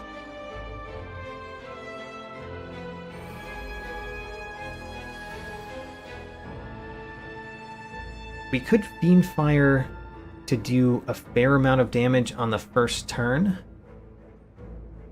Is that good? We get the Akabeko treatment, so we're getting 4 times 18. It doesn't kill one of them, and it removes a lot of cards. But we're probably not going to see those cards anyway. It's just, would we rather have those cards? Would we rather have played Bash? The Limit Break is not going to be useful. The Rupture is really good in this fight because these give us burns, and the burns are cards that deal you damage. I don't know. I don't know if we'd rather Fiendfire or play one of these things. I think I'm going to Fiendfire. And we've got to play it first because the Akabeko treatment. So we've got to play this first. We almost kill one of them. We're going to get hit by both of them, which is not great. It's a fair amount of damage. But now that we've done that, we should be able to do a fair amount in terms of killing them. We can kill the left one this turn easily. And then we could play Offering. Don't know if I want to play Offering. I probably do. It's another 6 damage, which I don't like, but it's probably worth playing. And let's play the Ghostly Armor first so that we have space in our hand to draw these cards.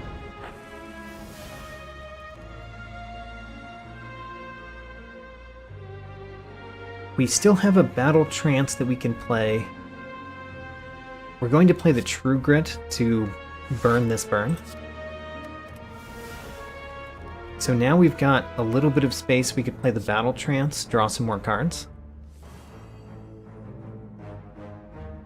And now what do? We basically play some cards that are decent but not wonderful. Let's play a... I don't know. Which card is actually useful for us to play? We could play Inflame. Let's play Inflame, because our deck somewhat relies on that. We could play Bloodletting to play more. I'm going to play the Bloodletting too. So now we've got more energy for this turn. Battle Trance does nothing because we can't draw any more cards. See? Can't draw any more cards. And then I think we play Cleave because I don't want to lose the other two from Hemokinesis. I think we've got enough damage that we can do without playing Hemokinesis.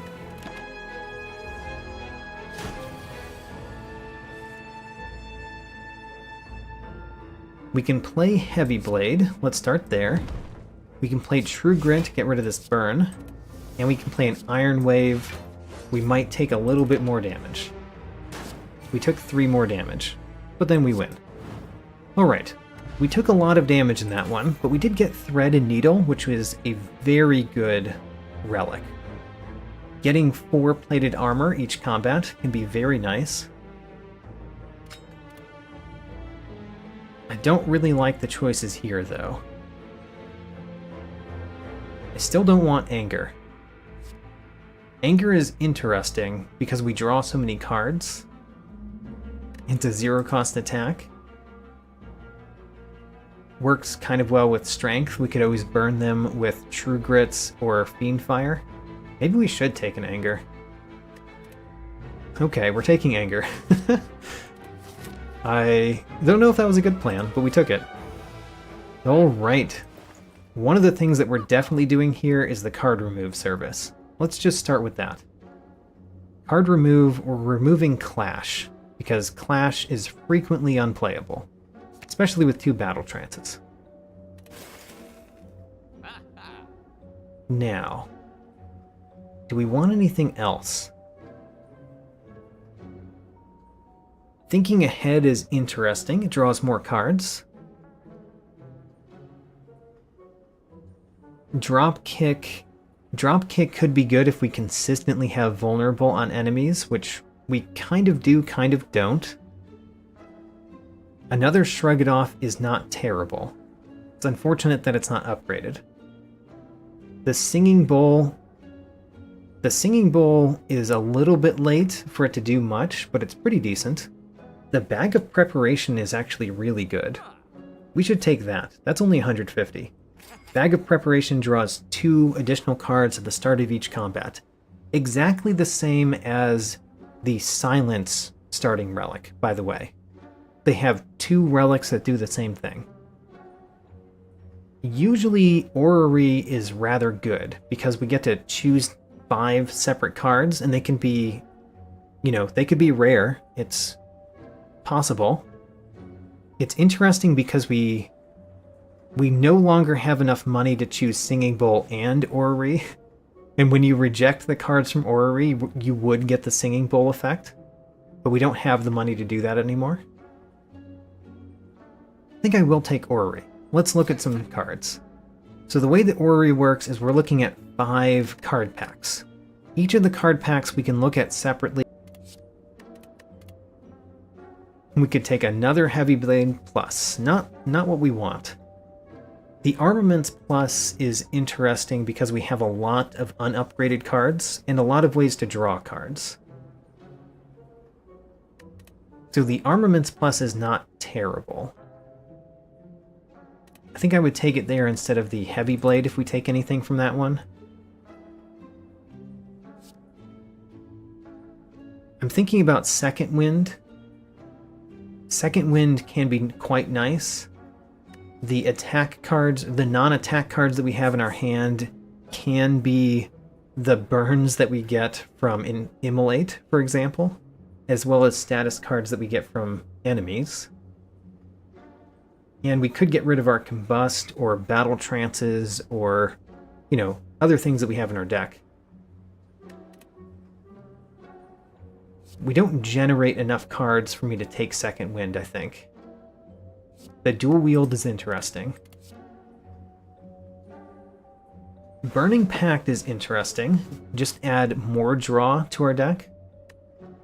But I don't think it's worth it. I kind of like Warcry Plus and Havoc Plus.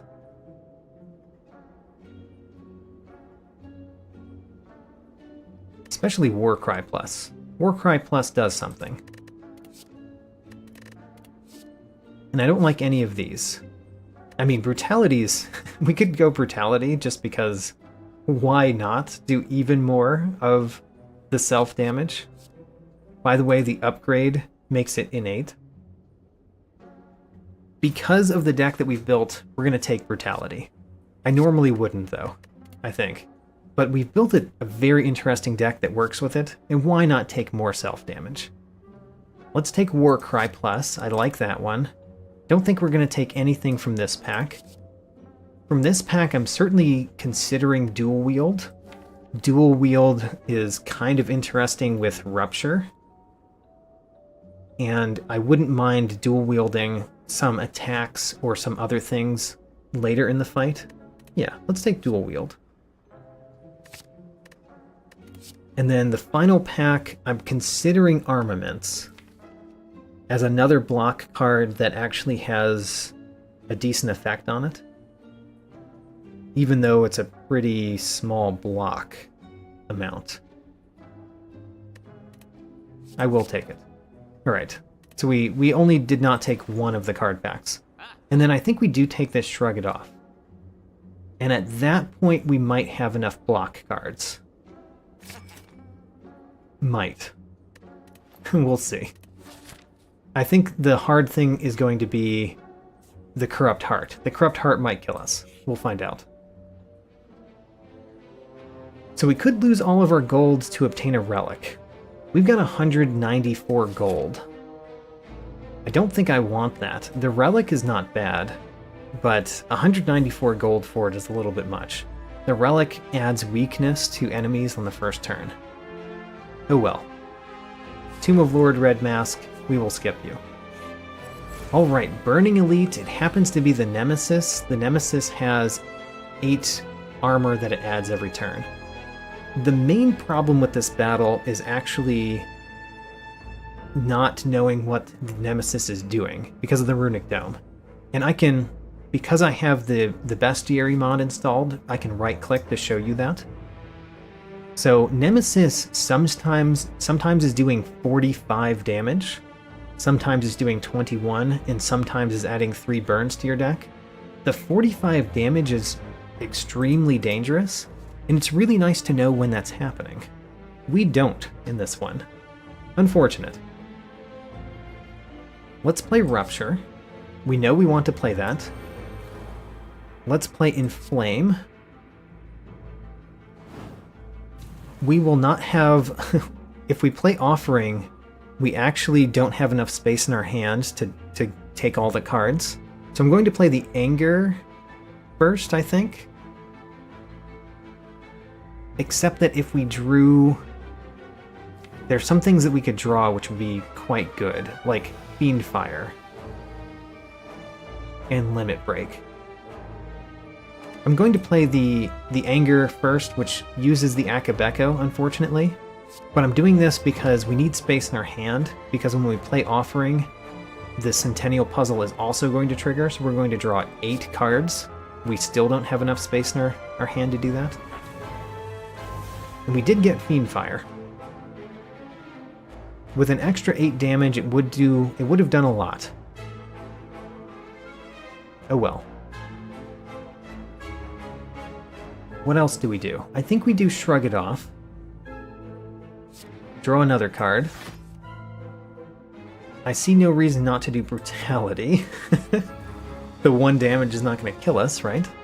Hopefully not. We're going to play one of the Battle Trances. We might as well play True Grit before we do. The Cleave is not great in this battle. Let's get rid of that. Let's play a Battle Trance. And at this point, do we just play Fiendfire? Burn all of these cards, do a bunch of damage. We would burn both of our Heavy Blades. Doesn't seem like a good plan. Doesn't seem like a good plan. So I don't want to do the Fiendfire. Let's instead do maybe Heavy Blade. Heavy Blade does 34 damage currently. Alright, and we might take a lot of damage here. I'm relying partially on Fairy in a Bottle, potentially. We did not take damage because it did the 7 times 3. We can do Bloodletting and then Limit Break. We should do War Cry first, I think. So War Cry, draw 2 cards. We get to put one of them on top. We're going to put the Uppercut on top, because dealing damage this turn is not worthwhile. The Nemesis has Intangible. And then we do Bloodletting. Well, I guess we do Armaments. Armaments and then Bloodletting. Take 3. But because we take 3, we have more strength, and then we can double that strength. And then Iron Wave for the block. I don't think we want to play the Combust. I don't think we want to play the Combust. Let's play it anyway. Alright, so we're going to take a lot of damage ourselves. And we've got 20 strength. So our Heavy Blade now does 144 damage. Let's play a Heavy Blade and a Heavy Blade. Great. We took a fair amount of damage there, but we also defeated our foe quite easily. We got the Emerald Key. We got a Blood Potion. Heal for 20% of your max health. I'm going to take that instead of this Elixir. And we're going to use it, not immediately, but probably soon. The Shovel, you can now dig for relics at rest sites. The main problem with Shovel, I really like Shovel, because I like shiny things in games, and relics are shiny things. However, the problem with Shovel is the opportunity cost. Would you rather rest or upgrade, or shovel, or dig? And a lot of the times you want to upgrade rather than dig. We could take another limit break. I'm going to take another limit break. This one we probably won't upgrade, but taking another limit break makes our strength go up so much faster.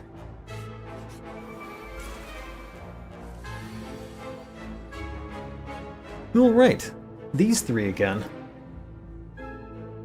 I guess what we're going to do is play Armaments. And Rupture and Brutality and Ghostly Armor.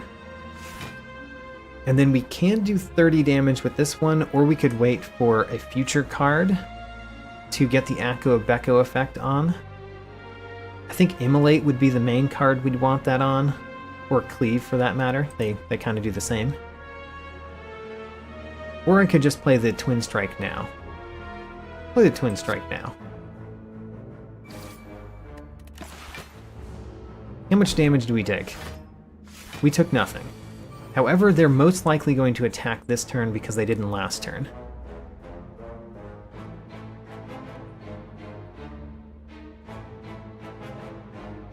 There are some interesting things that we could do. I think we start with Hemokinesis. So we start with Hemokinesis, that deals this one damage, gives us a couple strength.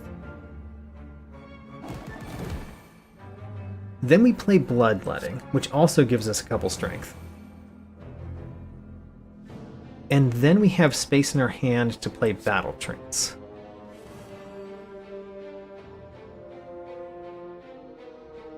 The next play is very easily Limit Break.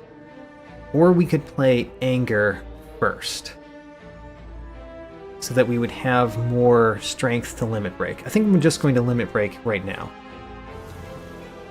And then Dual Wield can add a couple Angers to my hand, which is better than playing one Heavy Blade, I think. Yeah, because we get to play Iron Wave as well. So Dual Wield this Anger.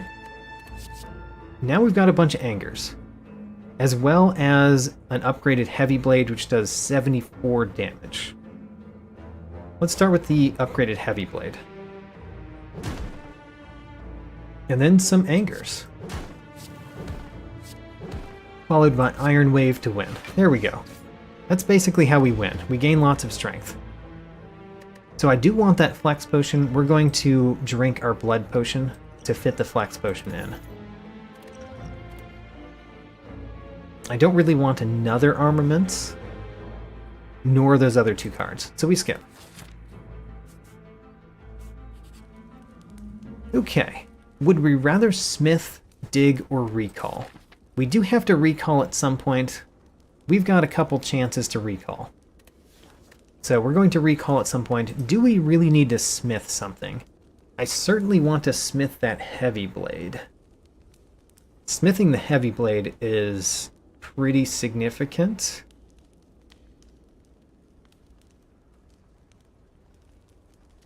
Yeah, I do want to smith. Let's smith the heavy blade instead of getting a random relic.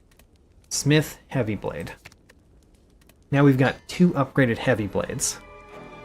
They deal lots of damage with strength.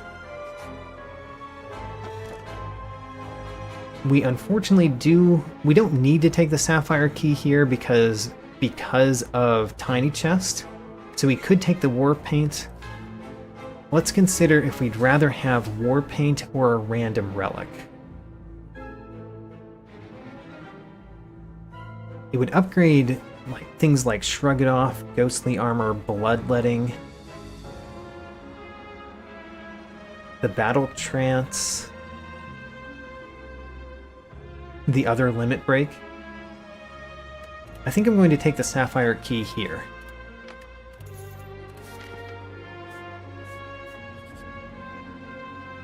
Aw, we could buy potions. I kind of like my potions right now, so we're just going to leave here. Generally, you should always buy potions here, though. They're very cheap potions. And sometimes you should buy a potion even when you're full up, because it could be stronger than the potions you have. I kind of like the potions we have right now, though, so we're just going to leave. But it's often good to buy a potion. Let's recall here so I don't forget to recall.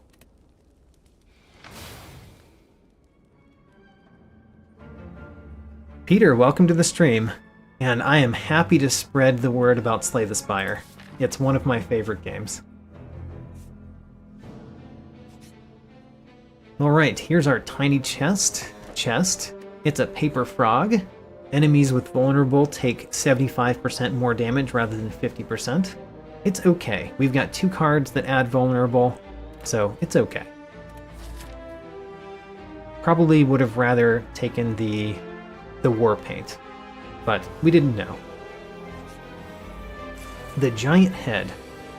The giant head takes several turns to get going before it actually deals damage, which gives us time to do lots of damage.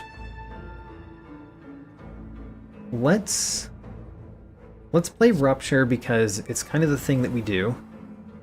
Let's play Shrug It Off. The War Cry is quite interesting to me because we don't have the best first turn, so we could make our first turn better. We could play Brutality this turn, for example. And what do we want next turn? We want the Heavy Blade later, when we have more strength.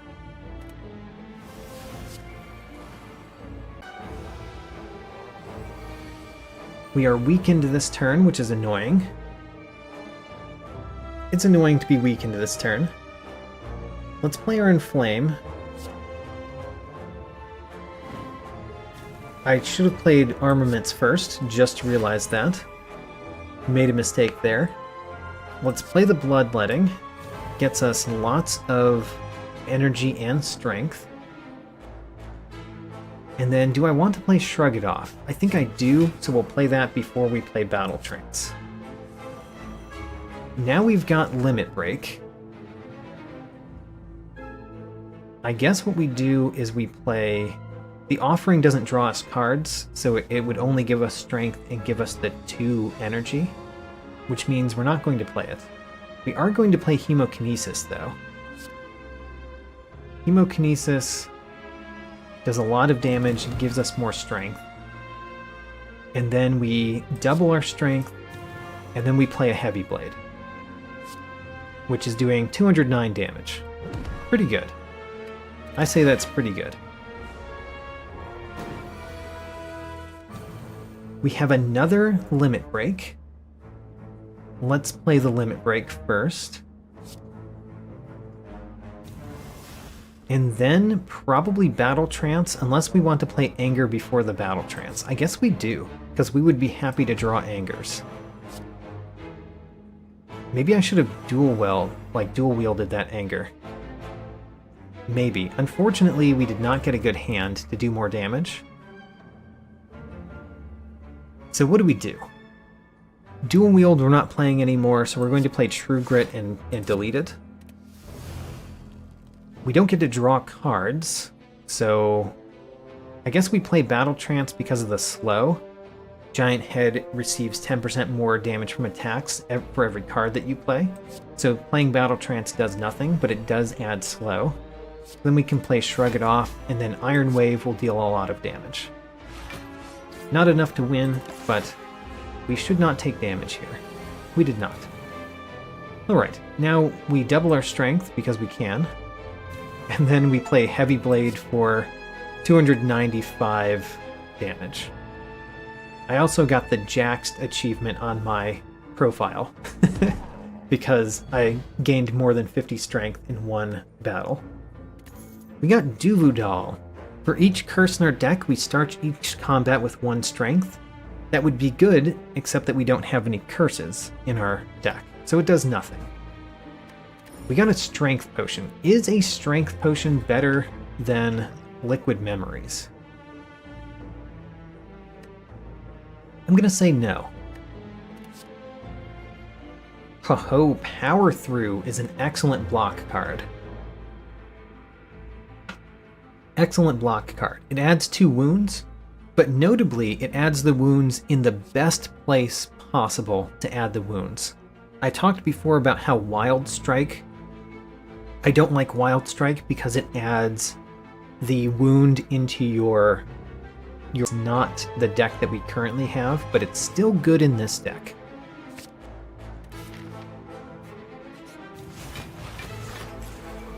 Alright, 3 Jawworms. We could start with a Fiendfire or an Immolate. Both of them are kind of nice ways to start. The Bloodletting is pretty decent too.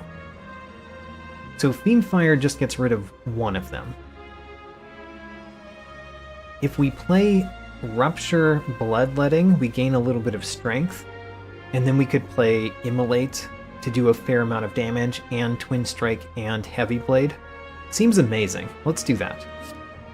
Rupture Bloodletting. Now the Immolate does a lot of damage to all of them. And then we could play Offering to win this turn. Let's play Offering to win this turn.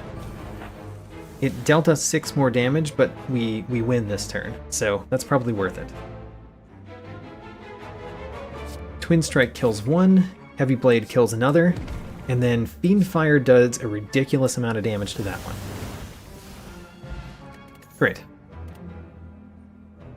Don't really want another Anger. I'm happy with the 1, though. Let's skip those. Alright, final thing before the third act boss. I don't know which one of these we want to do. There's reasons to rest. There are decent reasons to rest. There are reasons to smith too, because we've got some good things to smith. We could smith Brutality, for example. Would not be bad at all. And I don't really want to smith the Limit Break. Okay, so we could smith Brutality. I would probably smith Brutality out of the choices.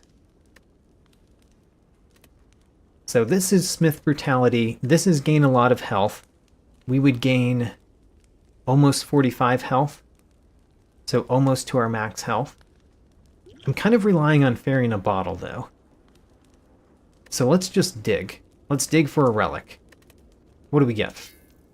Bronze Scales. Not my favorite, but it's actually pretty good against the Corrupt Heart.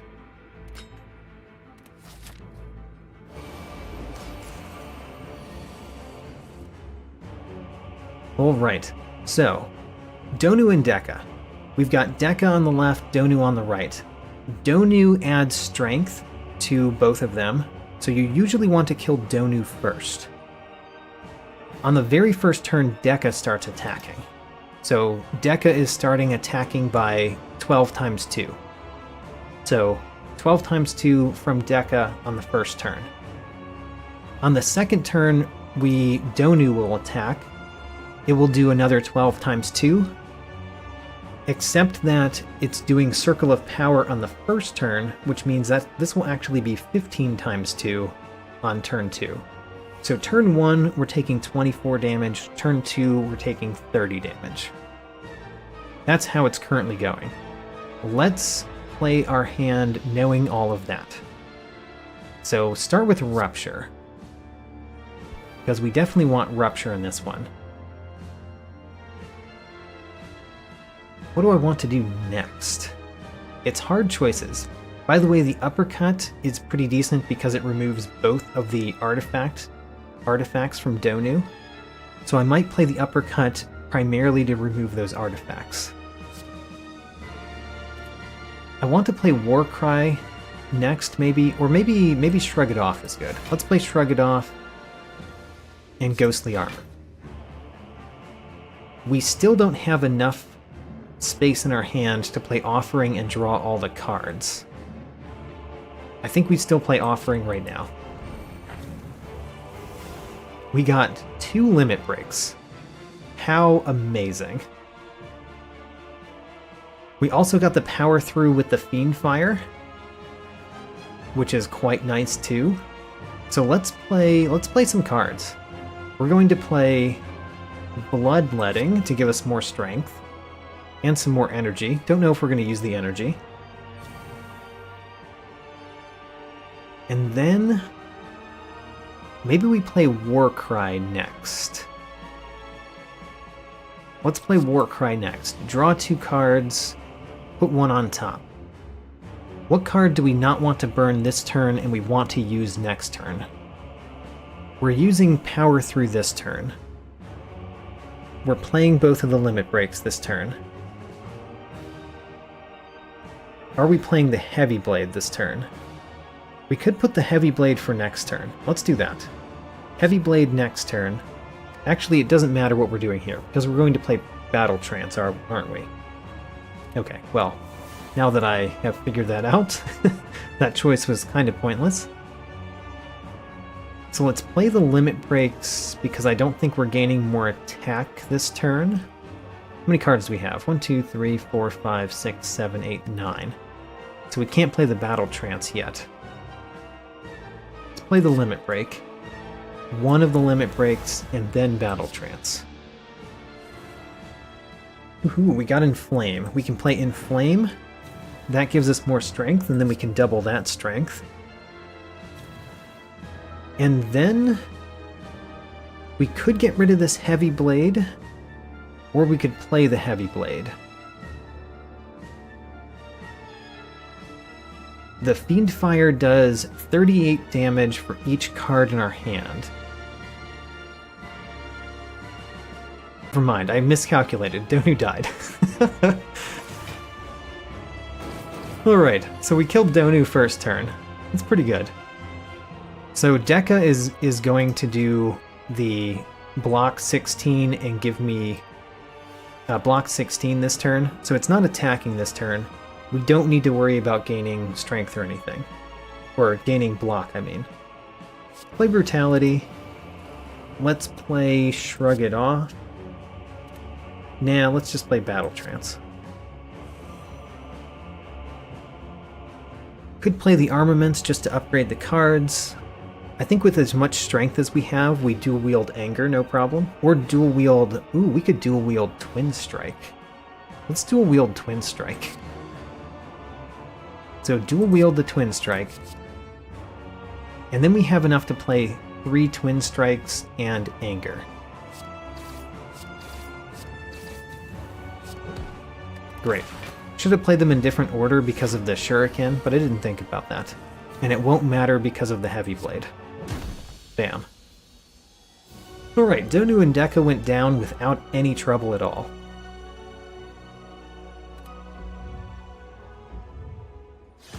We ready our blade, we take out the heart, except not because it escapes, it runs away. The coward. So we're going to have to follow after it.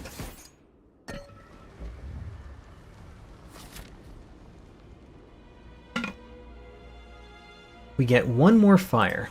The fire, we basically have the same choices as last time. Last time we chose to dig. Let's do that again.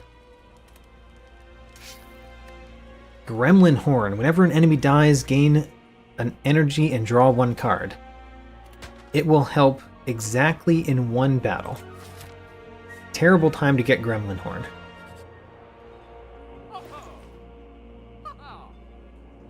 What do we want? We're thinking primarily about the heart battle at this point. And none of these really help me much in the heart battle. There is the Bottled Lightning, which we could choose a skill to start in our opening hand. Vajra is probably better. Vajra just gives us strength. And honestly, starting each combat with one strength, when we frequently double our strength, is pretty good. And we almost certainly want the card remove service. I think at this point, card remove takes out Cleave, because Cleave is becoming kind of pointless.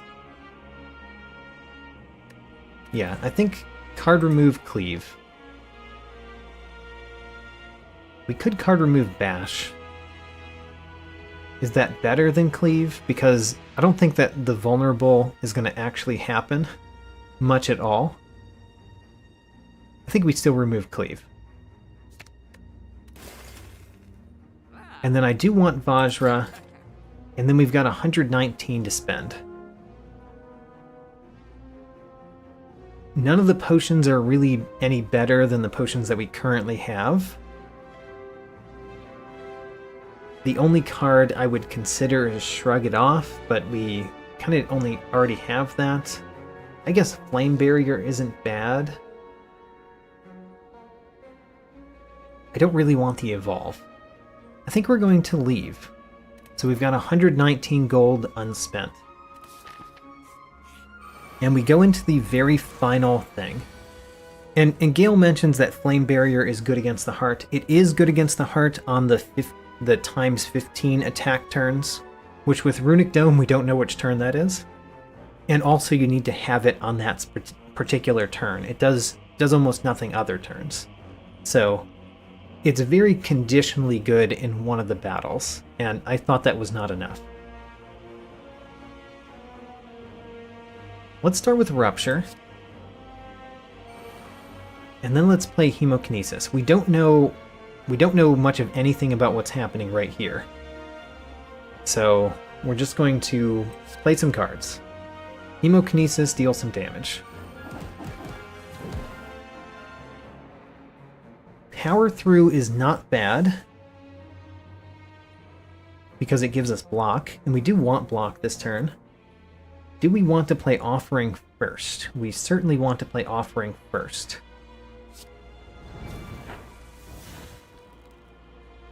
The Immolate's not bad. I think the next thing we want is Armaments, so it upgrades everything we have in our hand. And then Shrug It Off to draw more cards. Bloodletting to gain strength and energy. Brutality mainly to get it out of my hand, so that I can play Battle Trance and draw all of the cards.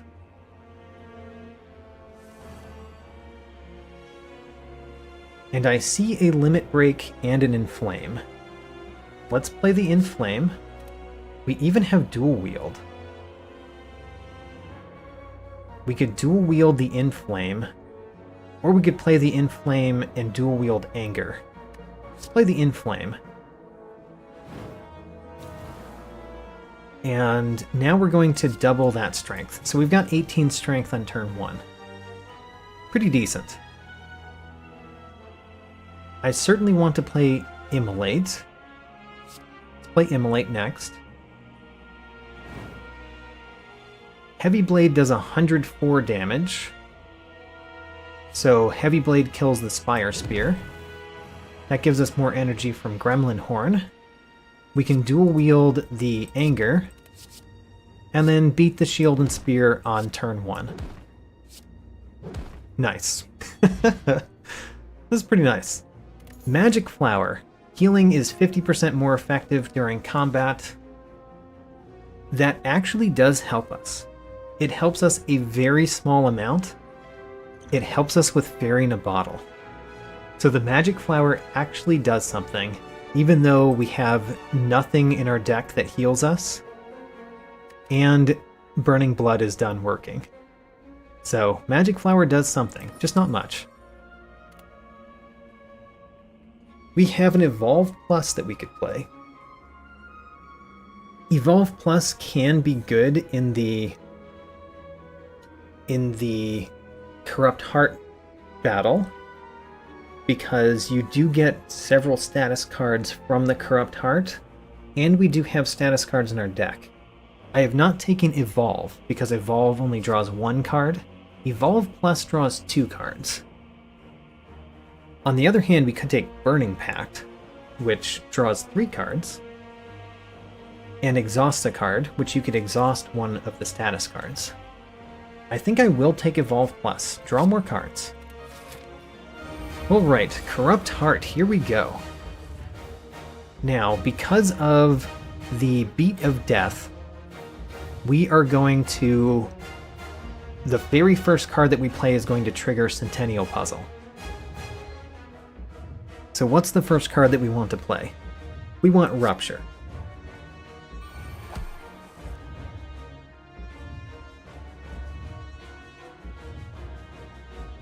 Do we want Combust in this battle? I think we do.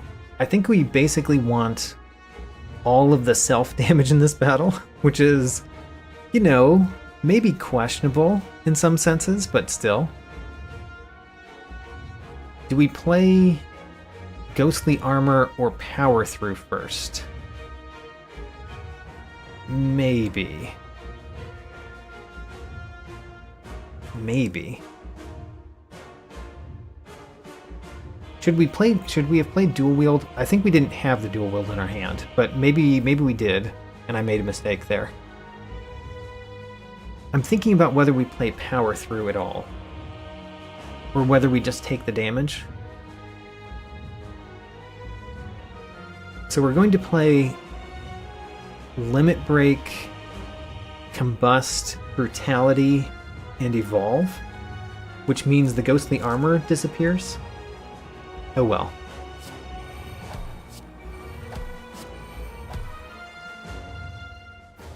Alright, the first doubling of the strength is only for 1.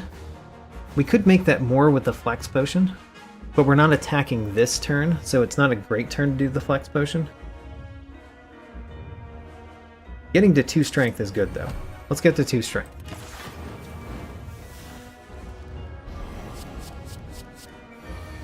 Okay, so this turn is a very dangerous turn. And it's a very dangerous turn because there's 2 possible things that the Corrupt Heart could be doing. It could be doing Blood Shots or Echo. Note that I am currently vulnerable, which means the Blood Shots actually do 3 times 15, which is 45 damage. Or it could be doing Echo, which is doing... I forget exactly how much, 60-something damage. So currently, we are taking a ton of damage from the heart, and we cannot gain much block because we're frail. This is the most dangerous turn of the combat. However, even though it's the most dangerous turn of the combat, we've got Fairy in a Bottle, and that makes me feel like we might survive. I think we should start with Armaments, maybe? Or Hemokinesis. Let's start with Hemokinesis. We are spending our Akabeko, which is unfortunate. This is not the thing that you want to spend your Akabeko on. But let's play Hemokinesis. This will give us some strength. Ooh, this is the turn that we want to play Flex Potion. Let's do the Flex Potion. So, Flex Potion, we play Hemokinesis. Next, we're going to play Armaments. And now we can play Bloodletting. And Shrug It Off. We drew more cards when we drew the Slimed because of the Evolved Plus. We draw 2 extra cards when we draw the status cards. So we could play Battle Trance right now. This is a good turn to do Uppercut because it applies 1 week, and 1 week reduces the amount of damage we're taking by kind of a lot.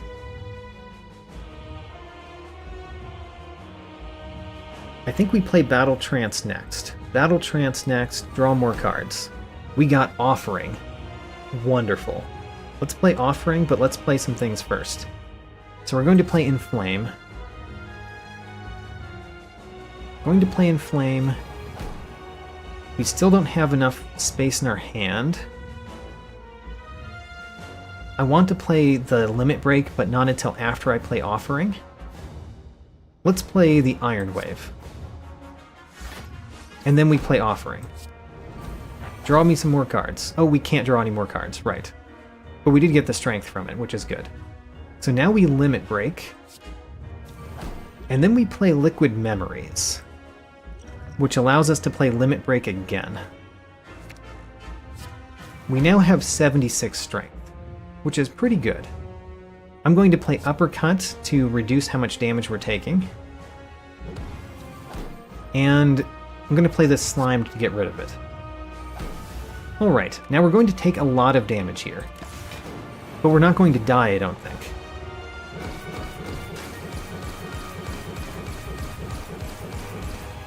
Good, we didn't die. Now what do we do? So I want to play Fiendfire, obviously. Fiendfire does a ton of damage. Does a lot more than Twin Strike does. Actually, we could play Twin Strike before the Fiendfire, it would be good. Okay. I'm thinking about starting with Warcry or Battle Trance. The Warcry is a question, because it doesn't do that much for us. Let's just start with Battle Trance.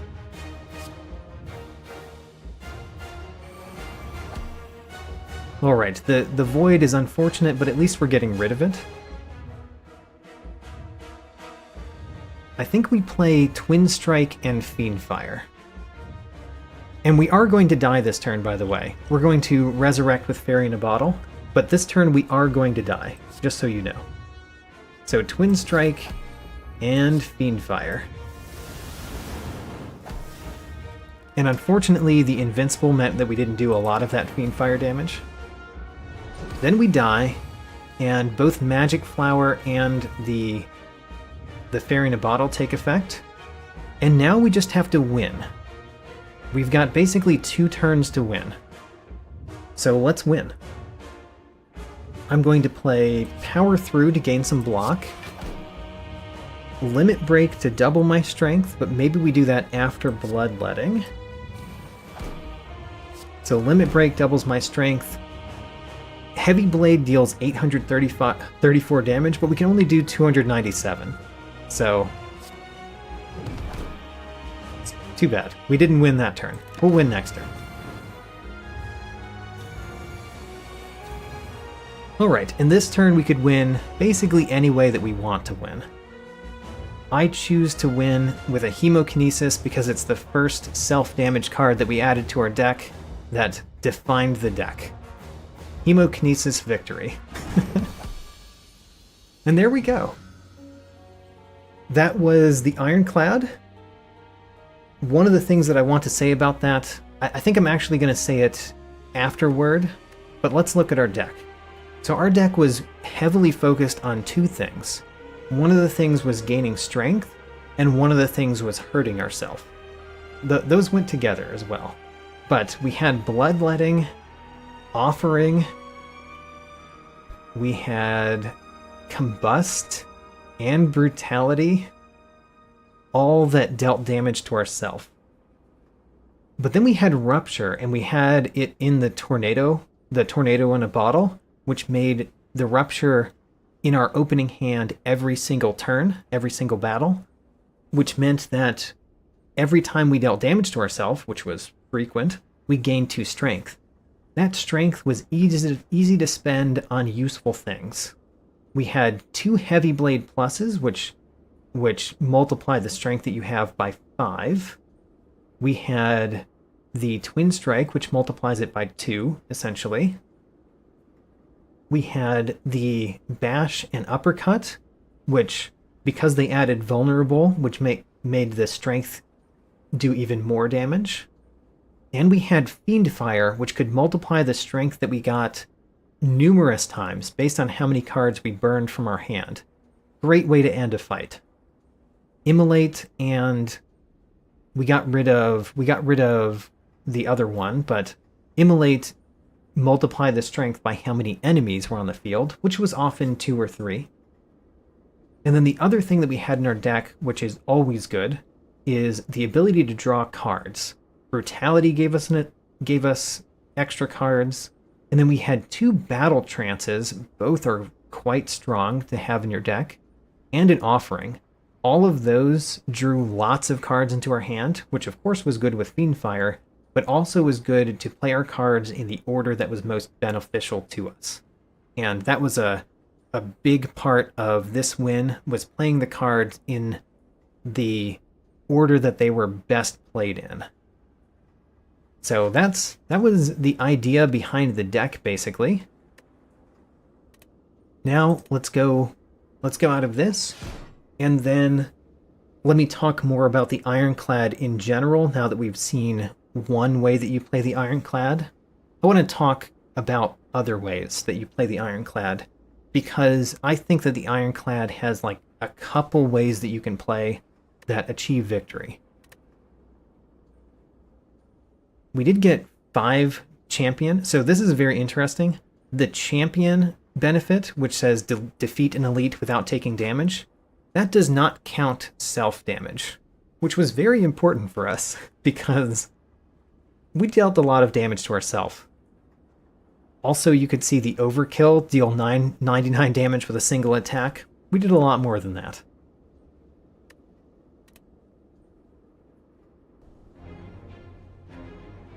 Alright, for the rest of this, for talking about the Ironclad, I'm going to look at the Ironclad cards.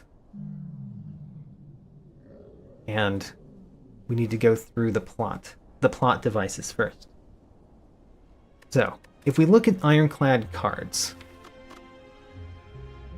I want to point out basically 3 things in the Ironclad card pool that I think are, you kind of need one of those 3 things to achieve victory with an Ironclad deck. So one of them is strength gain. There's a lot of cards in the Ironclad card pool that gain strength, and there's a fair amount of cards that use that strength for good benefit. Flex gains strength. Heavy Blade is one of those that we had that uses the strength for good benefit. Sword Boomerang is another one. There is Pummel. I don't see Pummel yet. There it is. Pummel uses your strength for good effect. There's Rupture that adds strength. You saw that. Inflame adds strength. And I'm looking for something else that gets a lot of benefit out of the strength. What am I looking for? Whirlwind. Whirlwind is a good example of another thing that gets a lot of benefit out of strength. So there's like a strength gain and use your strength for multiplicative effect rather than just the +3. Instead of getting the +3, sometimes you get the +3 5 times, for example. Or 3 times or 2 times. So that's one of the ways that you could build an Ironclad deck. We did that this time.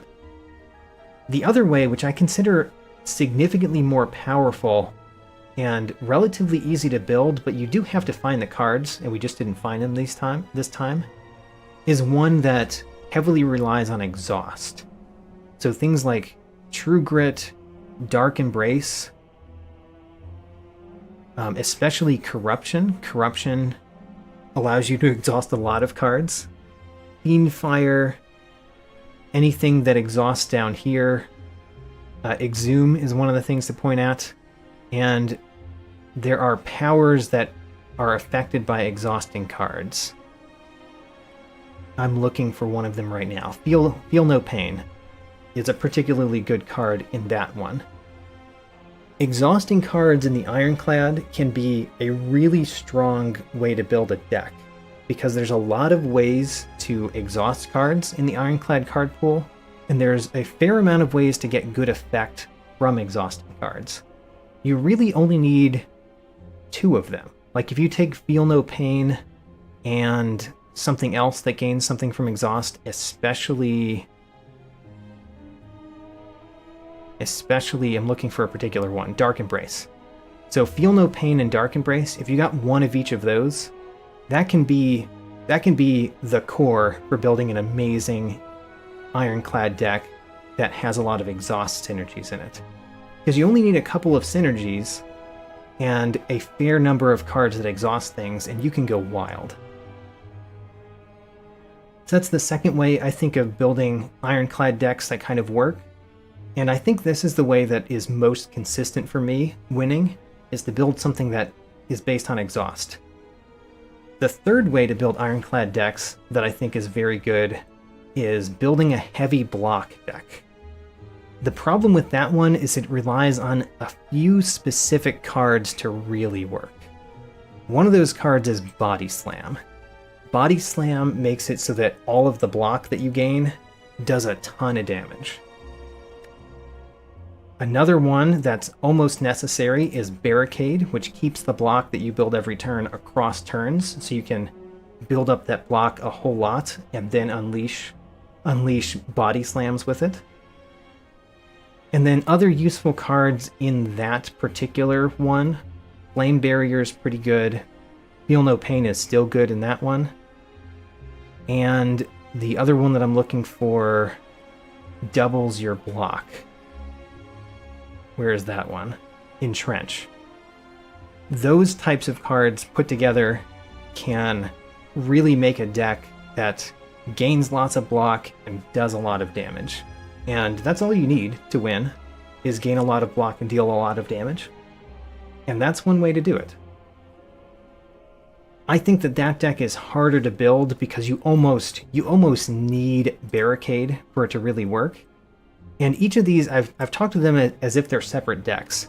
It's really 3 motifs that you can add in Ironclad that really make an Ironclad deck work. But I think you need at least one of those.